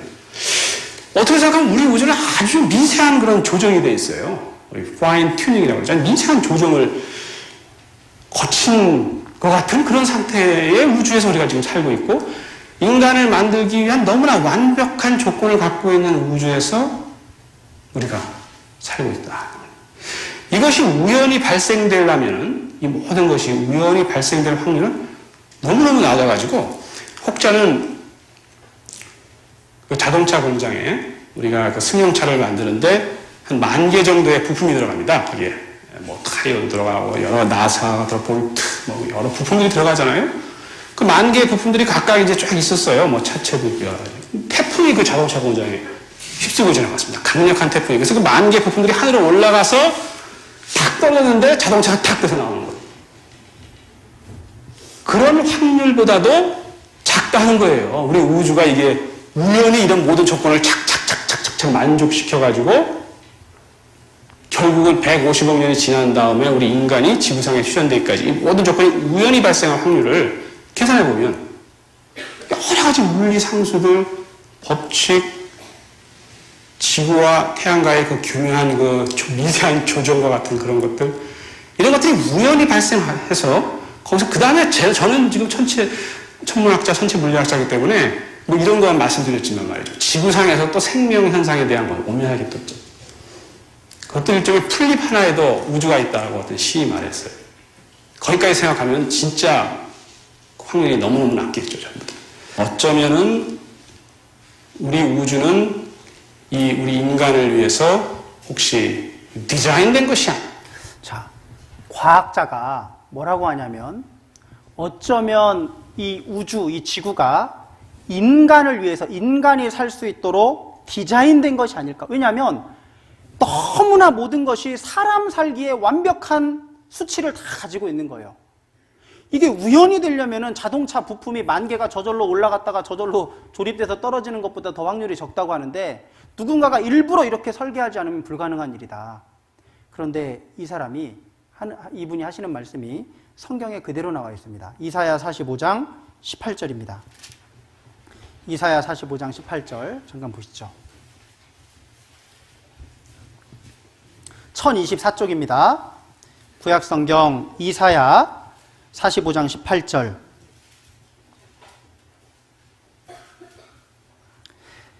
같이 읽으시겠습니다. 여호와는 하늘을 창조하신 하나님이시며 땅도 조성하시고 견고케 하시되 헛되이 창조치 아니하시고 사람으로 거하게 지으신 자신이라.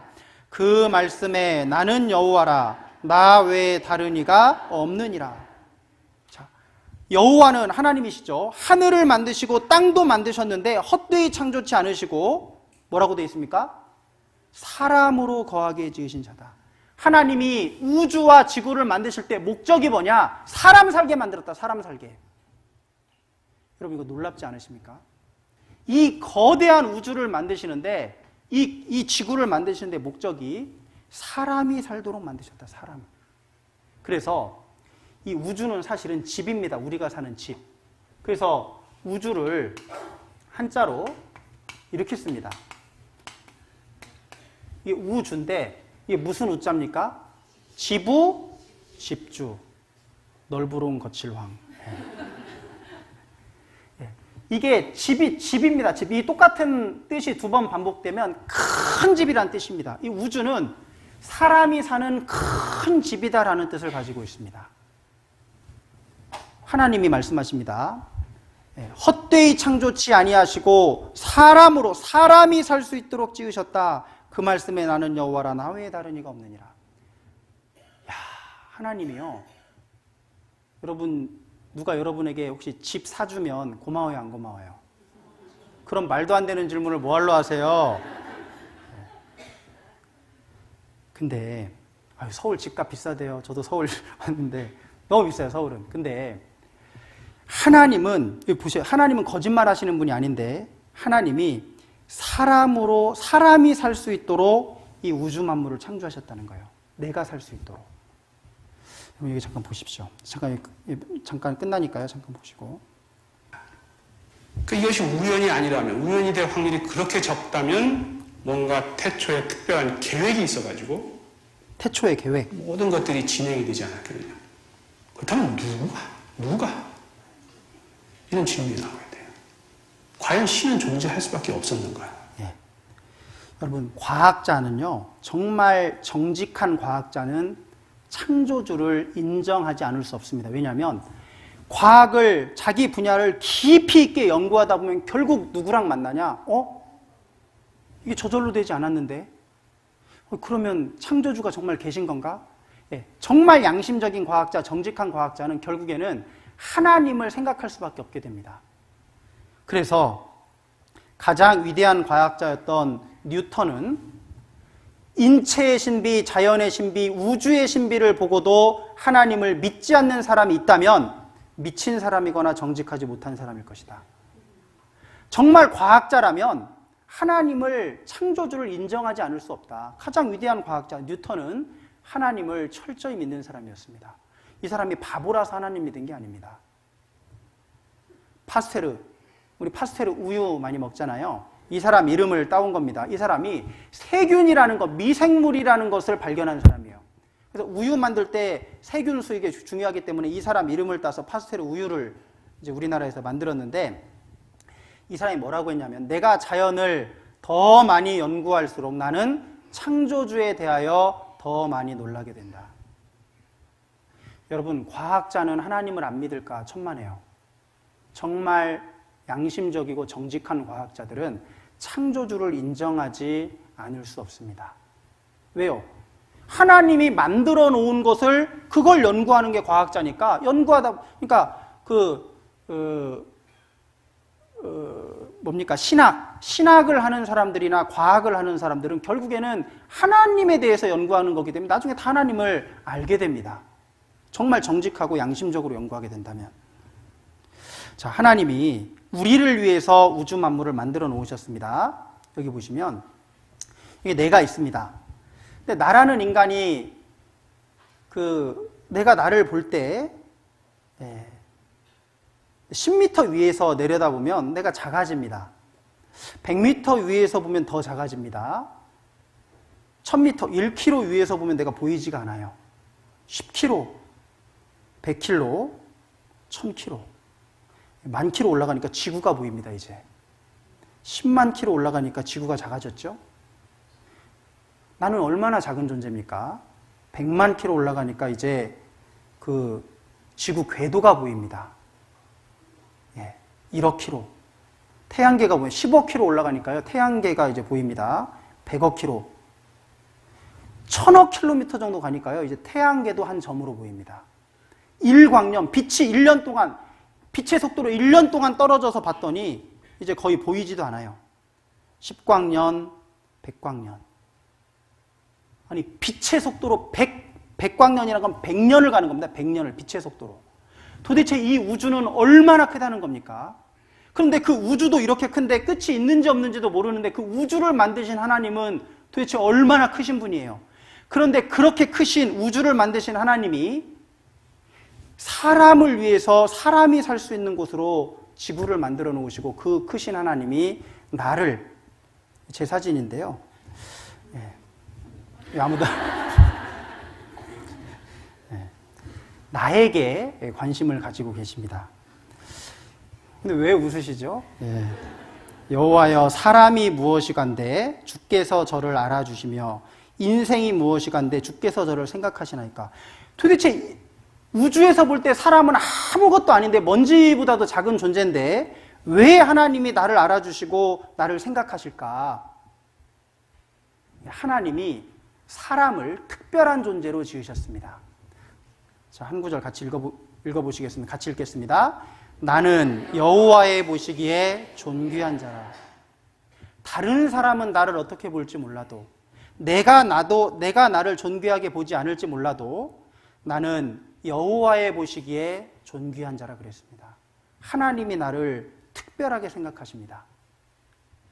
잠깐 몸을 풀고 나머지 한 30분 말씀드려야 되겠습니다. 자, 기지개 한번 켜보시고요. 자, 옆으로 한번 왼쪽으로 한번 기울여 보시고, 왼쪽, 오른쪽, 그리고 뒤로 제쳐 보십시오. 박수 5번 한번 쳐보겠습니다. 시작.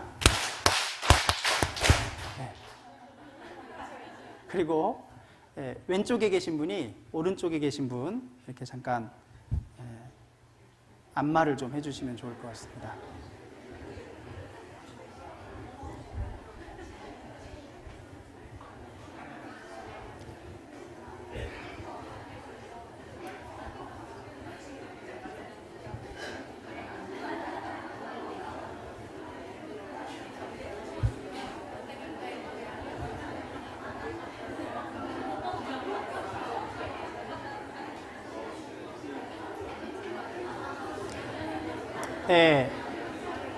반대로도 한번 해주시고요.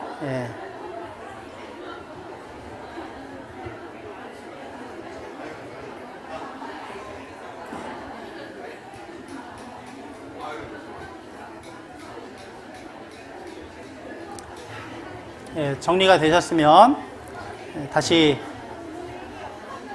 보시겠습니다. 자, 성경 창세기, 성경 맨 앞에 창세기 1장 보시겠습니다.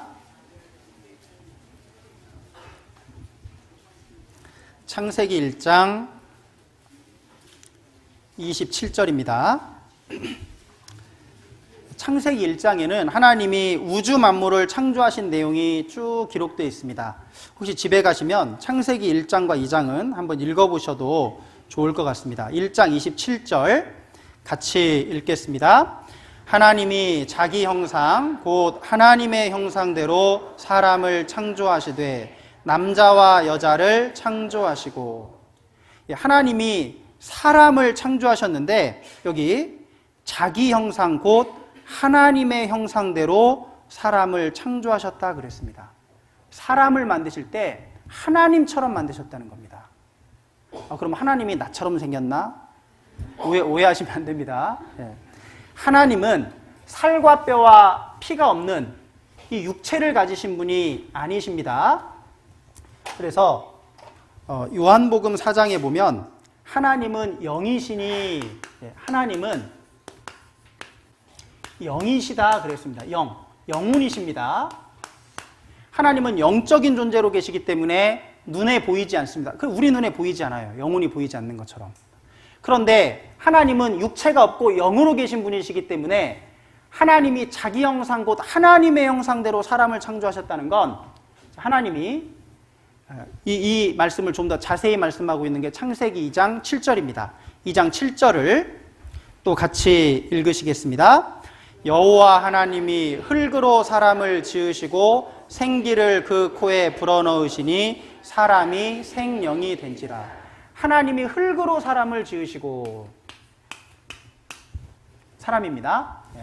하나님이 흙으로 사람을 지으시고, 이게 몸인데 이 몸은 흙으로 하나님이 만드셨다 그랬습니다. 그런데 이 말씀이 사실이에요. 사람이 죽어서 땅에 묻어놓으면 그대로 그 육체가 보존되는 것이 아니라 얼마 지나지 않으면 다 흙으로 돌아가고 없습니다. 그래서 묘를 이장하려고 이렇게 무덤을 열어보면 몸이 남아있습니까? 없습니까? 없어요. 뼈만 있습니다. 그 뼈도 오랜 시간이 흐르면 그 뼈마저도 없어집니다. 정말 하나님이 흙으로 사람을 만들었다 맞아요. 그래서 너는 흙이니 흙으로 돌아갈지냐 그랬습니다. 자, 근데 하나님의 형상대로 만들었다는 건 이 몸을 말씀하시는 게 아닙니다. 자, 하나님이 그 흙으로 사람을 지으시고 생기를 그 코에 불어넣으시니 사람이 생명이 된지라. 하나님의 이 영혼을 사람 속에만 넣어주셨습니다. 짐승에게는 없는데 사람 속에는 영혼이라는 것이 있습니다. 영혼. 이게 하나님의 그 영혼을 사람에게 넣어주셨어요. 이게 하나님이 자기 형상대로 사람을 창조하셨다. 그러니까 하나님의 모든 관심은 사람에게 있고, 우주를 아무리 크게 만들었다 할지라도 하나님의 관심은 사람에게 있습니다. 사람에게 복 주시기를 원하고, 쉽게 말하면 하나님의 아버지라면 사람은 자기 형상대로 태어난 아들과 같은 존재입니다. 그런데 사람이 죽게 되면 이 몸은 흙에서 왔기 때문에 도로 흙으로 돌아가고, 영혼은 하나님께로부터 왔기 때문에 사람이 죽으면 영혼은 도로 하나님께로 갑니다. 그래서 사람이 죽으면 돌아가셨다 그래요. 어디로 돌아가냐? 하나님께로부터 내 영혼이 왔기 때문에 하나님께로 돌아갑니다. 영혼이 있습니다. 하나님은 사람을 영적인 존재로 창조했다라고 말씀하고 있습니다. 욥기 19장을 보시겠습니다. 욥기 19장.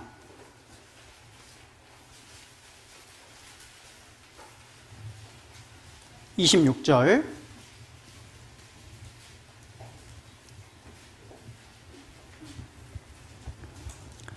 욥기 19장 26절입니다. 구약성경 780조 같이 읽겠습니다. 나의 이 가죽 이것이 썩은 후에 내가 육체 밖에서 하나님을 보리라. 나의 이 가죽, 껍데기, 몸을 말합니다. 나의 이 가죽, 몸, 이것이 썩은 후에, 여러분 몸이 언제 썩을까요? 죽으면 썩습니다. 죽으면 그때부터 심장이 뛰지 않고 몸이 썩기 시작합니다. 피가 안 돌기 때문에. 나의 이 가죽 이것이 썩은 후에 내가 죽은 뒤에 내가 육체 밖에서 하나님을 보리라. 나는 죽었는데 또 내가 있어요. 그게 뭡니까? 두 번째 내가 뭡니까? 영혼입니다. 내가 죽은 뒤에, 내가 썩은 뒤에 내가 육체 밖으로 나가서 하나님을 보리라. 하나님을 반드시 만나셔야 됩니다. 우리가 성경을 배우는 목적도 죽음이 끝이 아니기 때문에 성경을 배웁니다. 만약에 죽음으로 모든 것이 끝난다, 죽으면 아무것도 없다.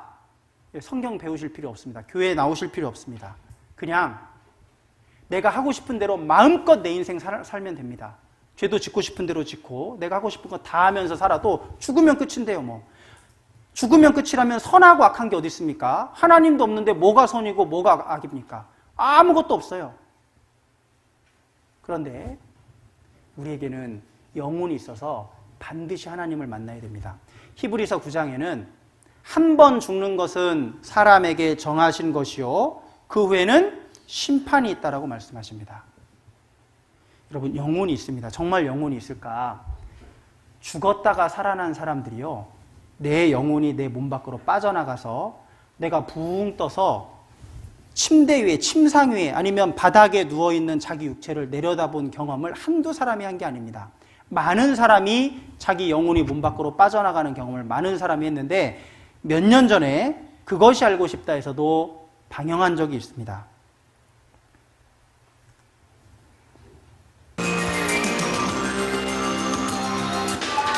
여러분은 자신이 죽고 난 뒤 또 다른 세계가 기다리고 있다고 생각하십니까? 아니면 생명이 다하는 그 순간 모든 것이 완전한 허무 속으로 사라져버린다고 생각하십니까? 끔찍했던 사고가 있었던 때로부터 11년. 그런데 아직도 윤 기자의 뇌리 속엔 당시 자신이 겪었던 어떤 불가사의한 체험이 생생하게 남아있다고 하였습니다. 제가 그 당시에 죽으면서 저 흰빛 우등이 빠져나가면서 내가 영과 육이 분리되는구나 이런 것을 확연하게 경험했죠. 차가 튀어오르던 순간 그는 자신의 머리 정수리 부분에서 하얀 빛기둥 같은 것이 빠져나가는 것을 봤다는 것입니다. 그리고 그는 곧 다른 세계 체험 속에 놓여 있었다고 합니다. 떴는데 당분간 그 350 침대 위에 이 천장 형광문 위에 이렇게 거울풍선처럼 이렇게 둥둥 떠다녔어요, 혼이. 그러면서 놀라운 그 느낌이 있는데 다 보이는 거예요, 다리가. 이렇게 천장에서 내리다 보니까 나단이 죽어가지고 있어. 이 허연 혼이불을 부모님들이 덮어놓으셨다고. 그는 놀랍게도 자신이 천장 높이까지 떠서 방바닥에 얼굴까지 혼이불에 덮여있는 자신의 시신을 마치 제3자처럼 내려다보고 있었다는 것입니다. 그런데 주목할 만한 것은 임사 체험자들의 그 같은 사례가 국내뿐만 아니라 외국에서도 똑같이 발견되고 있다는 사실이었습니다. 대부분의 체험자들이 나중에 깨어나서 정말 유체 이탈 상태에서 자신이 본 것이 사실인지 확인해 보게 되는데 결과는 모두 그 장면들이 엄연히 존재했던 객관적인 사실들임이 확인된다는 것입니다. 그리고 체험자들에게 또 하나 놀라운 경험은 빛 속에서 자신의 과거가 한순간에 펼쳐지는데 자연스럽게 자신의 행위에 대한 선악의 판단과 반성이 이루어졌다고 합니다. 떨어질까지 추락까지 사고 순간이 불과 한 1, 2초 사이, 그 사이에 제가 그 당시 26살이었는데 26년간의 인생이 총체적으로 계산이 됐고 한순간에 그냥 지나가면서 다 보였단 말씀이죠? 한순간에 빛 속에서 보이는 거예요. 한순간. 근데 제가 다 보이는 거예요. 순간 나는 그 죄인지도 의식도 못했던 허물이 그렇게 보이는 거예요. 나에 대한 행동이 최나쁘나 그건 나쁜 짓은 나쁜 짓은 그렇기 때문에 그런 거 잊어보질 않아요. 전적으로 말해서 사후의 세계라든가 영혼의 존재는 믿으십니까? 저는 확신을 하고 있습니다. 예. 죽었다 살아난 사람들은 이 영혼을 안 믿을래야 안 믿을 수가 없습니다. 왜요? 자기가 직접 경험했기 때문에. 하나님 말씀이 딱 맞습니다. 나의 이 가죽 이것이 썩은 후에 내가 육체 밖에서 몸 밖으로 나가서 하나님을 보리라. 사실입니다. 우리는 이 날이 오기 전에 하나님 만날 준비를 해야 됩니다. 내가 하나님 만나기 싫어도 하나님을 만나야 되는 날이 있습니다. 여기 KBS에서도 한번 방영한 적이 있습니다. 보시죠. 죽어있던 동안에 일어난 일을 기억한다고 주장하는 사람들은 자비를 들여가며 자신들의 경험을 연구하는 모임을 가지고 있습니다. 교통사고, 자살, 심장마비, 그리고 어떤 사람은 벼락에 맞았다 다시 살아나기도 했습니다. 토니의 직업은 의사입니다. 그는 매일같이 아프거나 죽음이 임박한 사람과 마주하는데 한 번은 그 죽음이 자신을 찾아오기도 했습니다. In 1994, I was at a family gathering. Unfortunately, it was during a storm that I was not aware of. I had the phone right about here when the phone station that I was in got struck by lightning. I saw a big flash of light come out of the phone, 번개 맞은 and it 겁니다. hit me in the face. 그것은 이성적인 그의 성격이나 판단과 관계없이 피할 수 없는 사고였습니다. 그리고 그 뒤에 논리와 이성으로 감당할 수 없는 사건이 일어났습니다. And she got right down to me and then ran. 이거 왜 이렇게 됐을까? 죽어있던 동안에 이 Thought, well, that body was on the near them, the ground. Oh, I turned. 자, 여기 보면 장모님이 자기를 싹 통과해서 지나가고 그래서 이상하다 싶어가지고 뒤를 돌아봤더니 그녀가 어디로 가는지 보려고 뒤를 돌아봤는데 바닥에 제가 누워있는 것이 보였어요. 자기가 죽어가지고 땅바닥에 누워있는 겁니다. To see where she was going, and when I looked back, I saw my body was on the ground.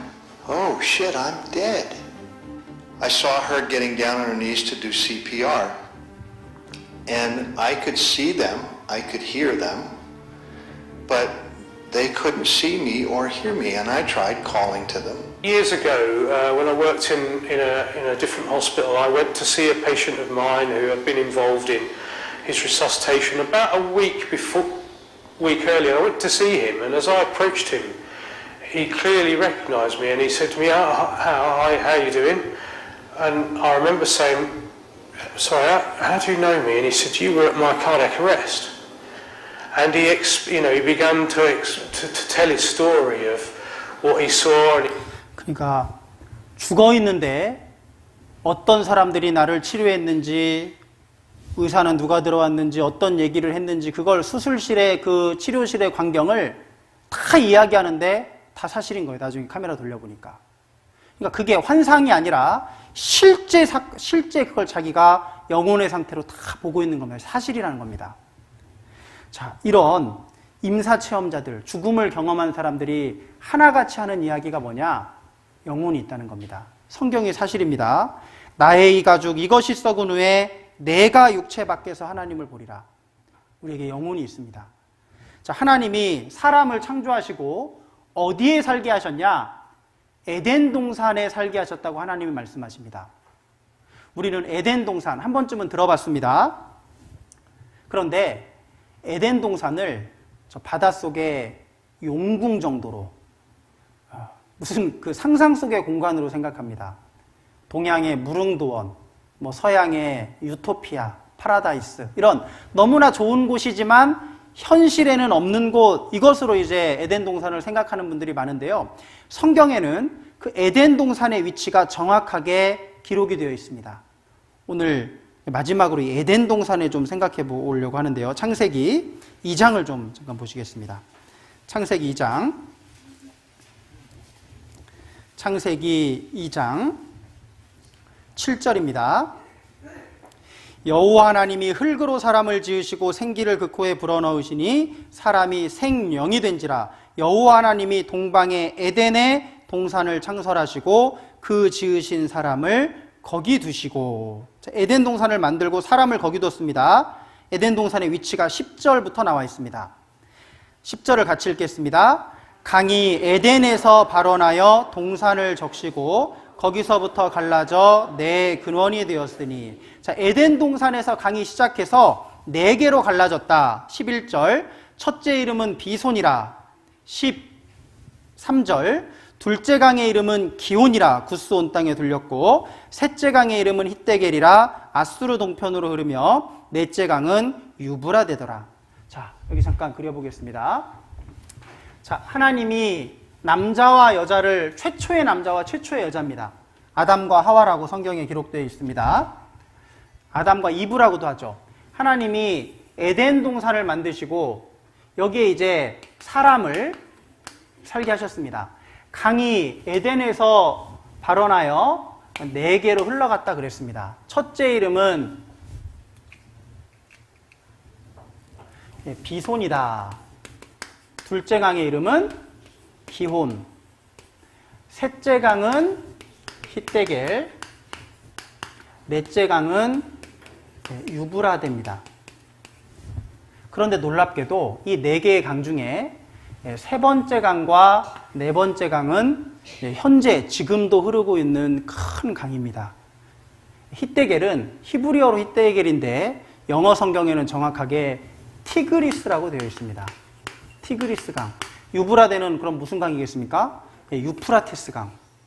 티그리스 강, 유프라테스 강. 들어보신 것 같죠? 들어보셔야 됩니다, 이거는. 왜냐하면 세계사 교과서에 소개가 되어 있습니다. 세계 4대 문명 발상지에서 4개의 큰 문명이 큰 강을 끼고 발생했다 아마 배우신 적이 있을 겁니다. 그 중에서도 4개 중에서도 최초의 문명이 메소포타미아 문명입니다.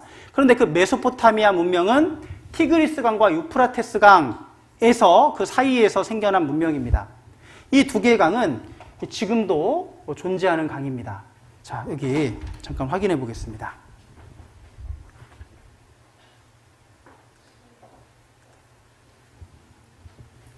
여기 세계 지도인데 여기 보시면 여기 시리아, 이라크, 쿠웨이트를 지나서 페르시아만으로 흘러들어가는 강이 바로 티그리스 강이고 이게 유프라테스 강입니다. 그러면 여기서 만나서 흘러가니까 여기 메소포타미아, 이라크, 페르시아만 이 지역에 에덴 동산이 있었다라는 것을 성경은 말씀하고 있습니다. 자, 영어 성경입니다. 영어 성경에는 정확하게 세 번째 강은 티그리스라고 딱 되어 있고 폴스 리버 이즈 디 유프라테스, 네 번째 강은 유프라테스라고 기록이 되어 있습니다. 자, 티그리스 강과 유프라테스 강이 있는 그 지역이 에덴 동산이라고 87년 경향신문에 중동 지역에서 성서 고고학 발굴 작업 활발한데 에덴 동산은 지금의 페르시아만이다. 미국 미시시피 대학교 조사단 잃어버린 강 비손의 흔적을 발견했다. 저 2개의 강은 없어졌다고 생각했는데 첫 번째 강 비손이 흘렀던 강의 흔적을 땅속에서 찾아냈습니다. 인류 문명은 이라크에서 시작되었다. 에덴 동산 자리입니다. 이라크 낙조 쓸쓸한 에덴 동산 옛자리 중앙일보인데요. 에덴 동산 옛자리. 에덴 동산은 메소포타미아에 있었다. 사실이라는 겁니다. 2003년 조선일보에 미국이 에덴 동산을 복원하겠다. 이라크를 박살냈잖아요. 2003년에 미국이. 그리고 나서 이 이라크가 있었던 자리가 에덴 동산이 있었던 자리이기 때문에 여기에 에덴 동산을 다시 만들겠다라고 계획했다는 신문 기사입니다. 물론 실제로 만들지 못하죠. 어떻게 만들겠습니까, 사람이. 에덴 동산의 강을 발견했다. 나사 과학자가 인공위성 사진을 분석해서 확인했다는 겁니다. 인공위성이요, 땅 속까지 다 촬영할 수 있습니다. 그래서 지하에서 핵실험을 해도 인공위성이 그것을 핵실험 준비하는 것을 찍어내는 것처럼요. 그래서 땅속 밑에를 쫙 촬영했더니 에덴 동산이 있었던 그 자리에 큰 강줄기가 발견이 된 겁니다. 조선일보 82년도입니다. 콜롬비아호 인공위성이 고대강을 발견했다. 사하라 사막에 덮여있고 레이더선을 사용해서 지하 5m 투시 가능하다. 여기 티그리스와 유프라테스는 현재에도 실존하며 사라진 강인 비손과 기온, 첨단 과학이 규명했다. 미국 우주왕복선이 고대 강줄기를 찾아냈다. 큰 강줄기를 찾아냈습니다. 그래서 유프라테스 강, 티그리스 강 현재도 있고 비손 강줄기, 기온 강줄기도 비손 강줄기와 기온 강줄기도 찾아냈습니다. 그 흔적이 그대로 남아있는 거예요. 여기가 만나는 이 지역이 정확하게 에덴 동산 자리라는 것도 밝혀졌습니다. 사막에 감춰진 고대강, 여기는 일찍이 식물이 무성했던 땅이었다. 사하라도 녹색 초원이었다. 큰 배를 타고, 사막인데요, 사막에서 이런 벽화가 나옵니다. 큰 배를 타고 사냥하는 장면도 나오고 많은 초식동물들이 벽화에 남겨져 있습니다. 지금은 사막이라서 초식동물이 하나도 없는데 어떻게 이런 벽화가 남겨져 있냐? 수천 년 전에는 엄청나게 많은 식물들이 있었고 초식동물들이 살고 있었다라는 것을 이 벽화가 알려주고 있습니다. 그럼 에덴 동산은 어디 갔습니까? 아담과 하와가 내일 좀 배우실 텐데 아담과 하와가 하나님 말씀에 불순종하고 범죄함으로써 아담과 하와는 에덴 동산에서 하나님이 내쫓으시고 에덴 동산은 땅 속에 들어갔다고 되어 있습니다. 에스겔 31장 16절인데요. 물대임을 받은 에덴의 모든 나무 곧 레바논에 뛰어나고 아름다운 나무들로 어디에서요? 지하에서 이루어받게 했다. 여기 너의 같이 읽겠습니다.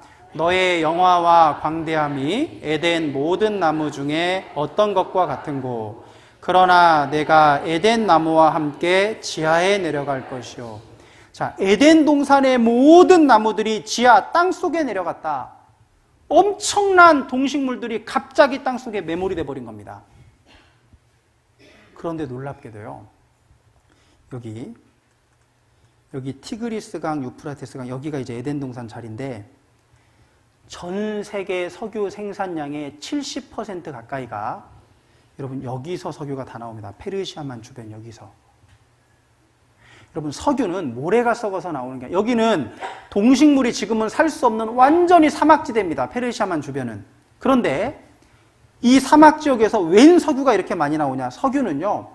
동물과 식물이 썩지 않고 산채로 갑자기 땅속에 탁 매몰이 돼야 됩니다. 그래서 산소랑 딱 차단이 되고 고온 고압에 의해서 화학 반응이 일어나서 그것이 석유로 바뀌는 거. 식물과 동물이 화학 반응에 의해서 고온 고압에 의해서 석유로 바뀝니다. 그러니까 여기서 이렇게 석유가 전 세계 석유의 70%가 나온다는 얘기는 뭐냐? 지금은 사막이지만 과거 어느 날에는 동물과 식물이 어마어마하게 생존해 있었다라는 것을 반증하는 겁니다. 이게 다 석유 유전 표시입니다. 이게 유전. 이런 거 하나 우리나라 지도에도 그려져 있으면 얼마나 좋겠어요. 기름값이 확 싸질 텐데. 근데 이 페르시아만 주변에는 이것이 막 수십 개, 수백 개인데요. 우리나라에 하나도 없어요. 석유가 전부 다 여기서 나와서 아시아로 가고 유럽, 미국으로 갑니다. 석유 형성법을 과학책에서 잠깐 따왔습니다. 석유의 원료는 생물의 사체다. 생물의 세포 속에 지방이나 기름은 탄소, 수소, 산소로 되어 있는데 이 생물, 동식물의 유체가 해저나 호저에 가라앉고 모래나 진흙에 덮이게 되면 산소가 분리되어 탄소와 수소로 이루어진 탄화수소가 되고 이것이 땅속에 매몰되면 지하의 열이나 압력의 영향, 그 밖에 여러 화학 반응이 원인이 되어 석유가 만들어진다. 그러니까 석유가 나온다는 건 동식물이 엄청난 양의 동식물이 갑자기 매몰됐구나라는 걸 알 수 있어요. 정확하게 에덴 동산을 반증해 주는 자료입니다. 성경은 사실입니다.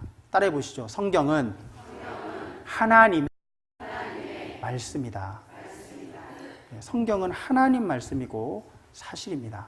그리고 이 아담과 하와가 존재했다라는 것도 과학적으로 밝혀졌는데 여기 하나님이 남자와 여자를 만드셨는데 어머니 뱃속에서 남자와 여자가 결정이 되는데 그 결정하는 염색체가 이제 성염색체라는 겁니다. 성별을 결정하는 염색체다. 그래서 성염색체라고 하는데 남자의 성염색체는 뭐지요? XY, 여자는 XX입니다. 남자에게만 이 Y염색체가 있어요.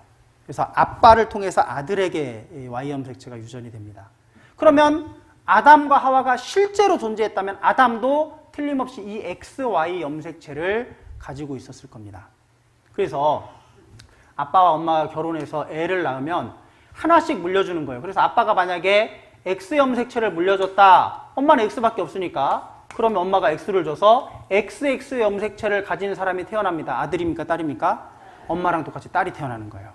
그런데 이번에는 아빠가 X가 아니라 Y 염색체를 물려주면 이 아이는 아들이 됩니다. 그러니까 아들과 딸을 결정하는 건 아빠입니까? 엄마입니까? 아빠가 결정해요. 예전에 이걸 몰랐을 때는요, 며느리만 구박했어요. 아들 못 낳는다고. 심지어는 막 내쫓아내기도 하고. 남편, 야, 아빠 문제야, 아빠. 그래서 저도 Y 염색체 전달해 주는 것에 실패해가지고요. 딸만 드립니다. 그런데 그러면 최초의 남자 아담도 이 Y 염색체를 틀림없이 가지고 있었을 거 아니에요. 그래서 남자들의 Y 염색체를 추적해서 최초의 남자 아담이 존재했는지 알아보는 프로젝트가 진행이 돼서 그게 KBS 다큐멘터리에 소개된 적이 있는데요. 아담이 실존했다는 겁니다. 잠깐 보시죠. 태초에 하나님이 천지를 창조하시고 가라사대 우리의 형상대로 사람이 되라 하셨다. 성서에서는 그를 아담이라 했고 우리 모두의 조상이라고 했다. 그래서 유전학적 아담을 찾아보기로 했다. DNA에 들어있는 작은 단서가 지구상에 살고 있는 모든 남자들과 인류의 공통조상인 한 남자를 연결하고 있다. 그래서 과학적, 유전학적으로 증명된 아담을 찾아보기로 했다. 지구상에 존재하는 모든 인간에게 DNA를 제공한 최초의 인류. 북극의 이누이족, 아마존의 아메리카 인디언, 사막의 유목민과 월스트리트의 사업가가 정말 같은 핏줄일까? 내셔널 지오그래픽 소속의 유전학자 스펜서 웰즈가 아담을 찾는 작업을 지휘하기로 했다. 한편 파테섬의 그 남자에게서 나온 Y 염색체는 마지막 단서를 제공하고 있었다. 이 Y 염색체를 전 세계에서 채취한 수천 명의 염색체와 비교했다. 그 결과 엄청난 사실을 발견했다. 모든 Y 염색체에 존재하고 있으며 현재 전 세계 모든 남자들에게 있는 변종을 찾아낸 것이다. 우리가 찾고 있던 공통의 변종이었다. 우리는 DNA 추적을 통해 나무의 뿌리에 도달할 수 있었다. 모든 가지가 한 남자, 한 Y 염색체와 연결돼 있었다. 한 남자에게서부터 시작했다는 것이 밝혀지게 된 겁니다. 그러니까 성경에 하나님이 최초의 남자 아담과 최초의 여자 하와를 창조하셨다고 되어 있는데 그게 유전학자들에 의해서 정확하게 입증이 된 겁니다. 성경이 사실입니다. 하나님이 계셔요. 하나님이 실제로 계십니다. 우리는 하나님 앞에서 마음을 낮출 필요가 있습니다. 그리고 하나님의 말씀을 겸손한 마음으로 들어볼 필요가 있습니다. 잠깐 누가복음을 잠깐 보시겠습니다. 누가복음 12장입니다.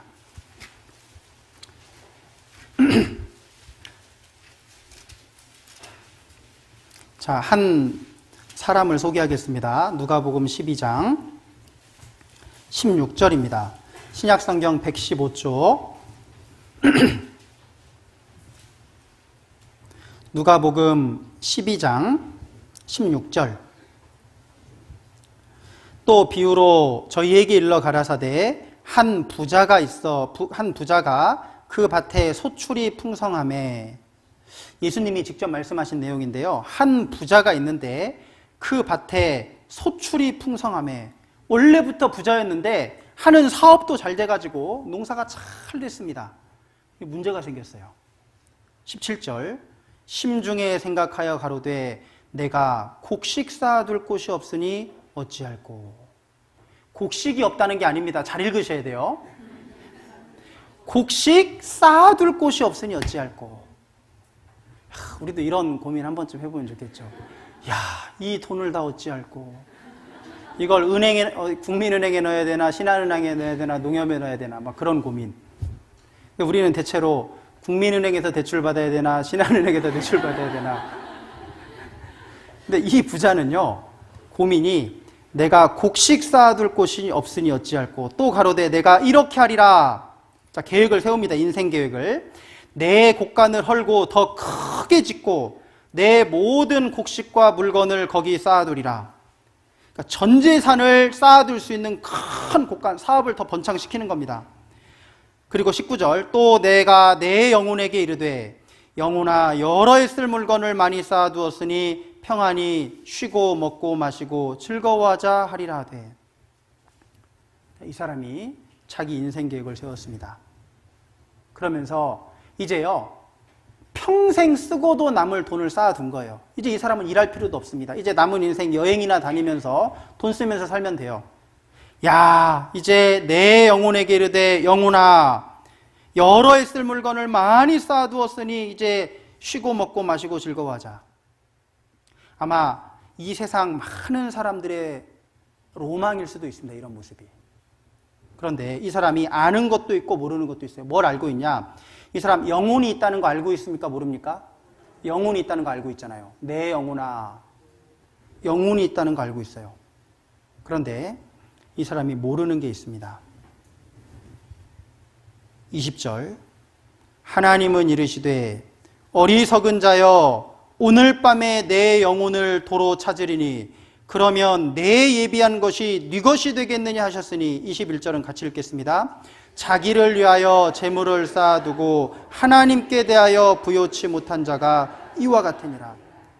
이 세상에서 잘 먹고 잘 살기 위해서, 이 세상에서 100년도 안 되는 인생을 잘 살기 위해서는 모든 준비를 해놓으면서 하나님께 대하여는 부요치 못한, 하나님 만날 준비는 하지 않고 사는 사람들에게 하시는 말씀입니다. 오늘 밤에 내 영혼을 도로 찾으리니, 하나님이 사람 속에 영혼을 넣어주셨는데 너 평생 먹고 살 거 많이 쌓아뒀다 그랬습니다. 이 사람이요, 아까 이 19절에요 여러 해 쓸 물건을 많이 쌓아뒀다 그랬습니다. 이 사람이 앞으로 최소한 내가 몇 년은 더 살겠지, 몇십 년은 더 살겠지라고 생각한 겁니다 지금. 근데 하나님 계획은 달라요. 오늘 밤에 내 영혼을 내가 찾겠다. 이 사람 오늘 죽어요. 오늘 밤에 죽습니다.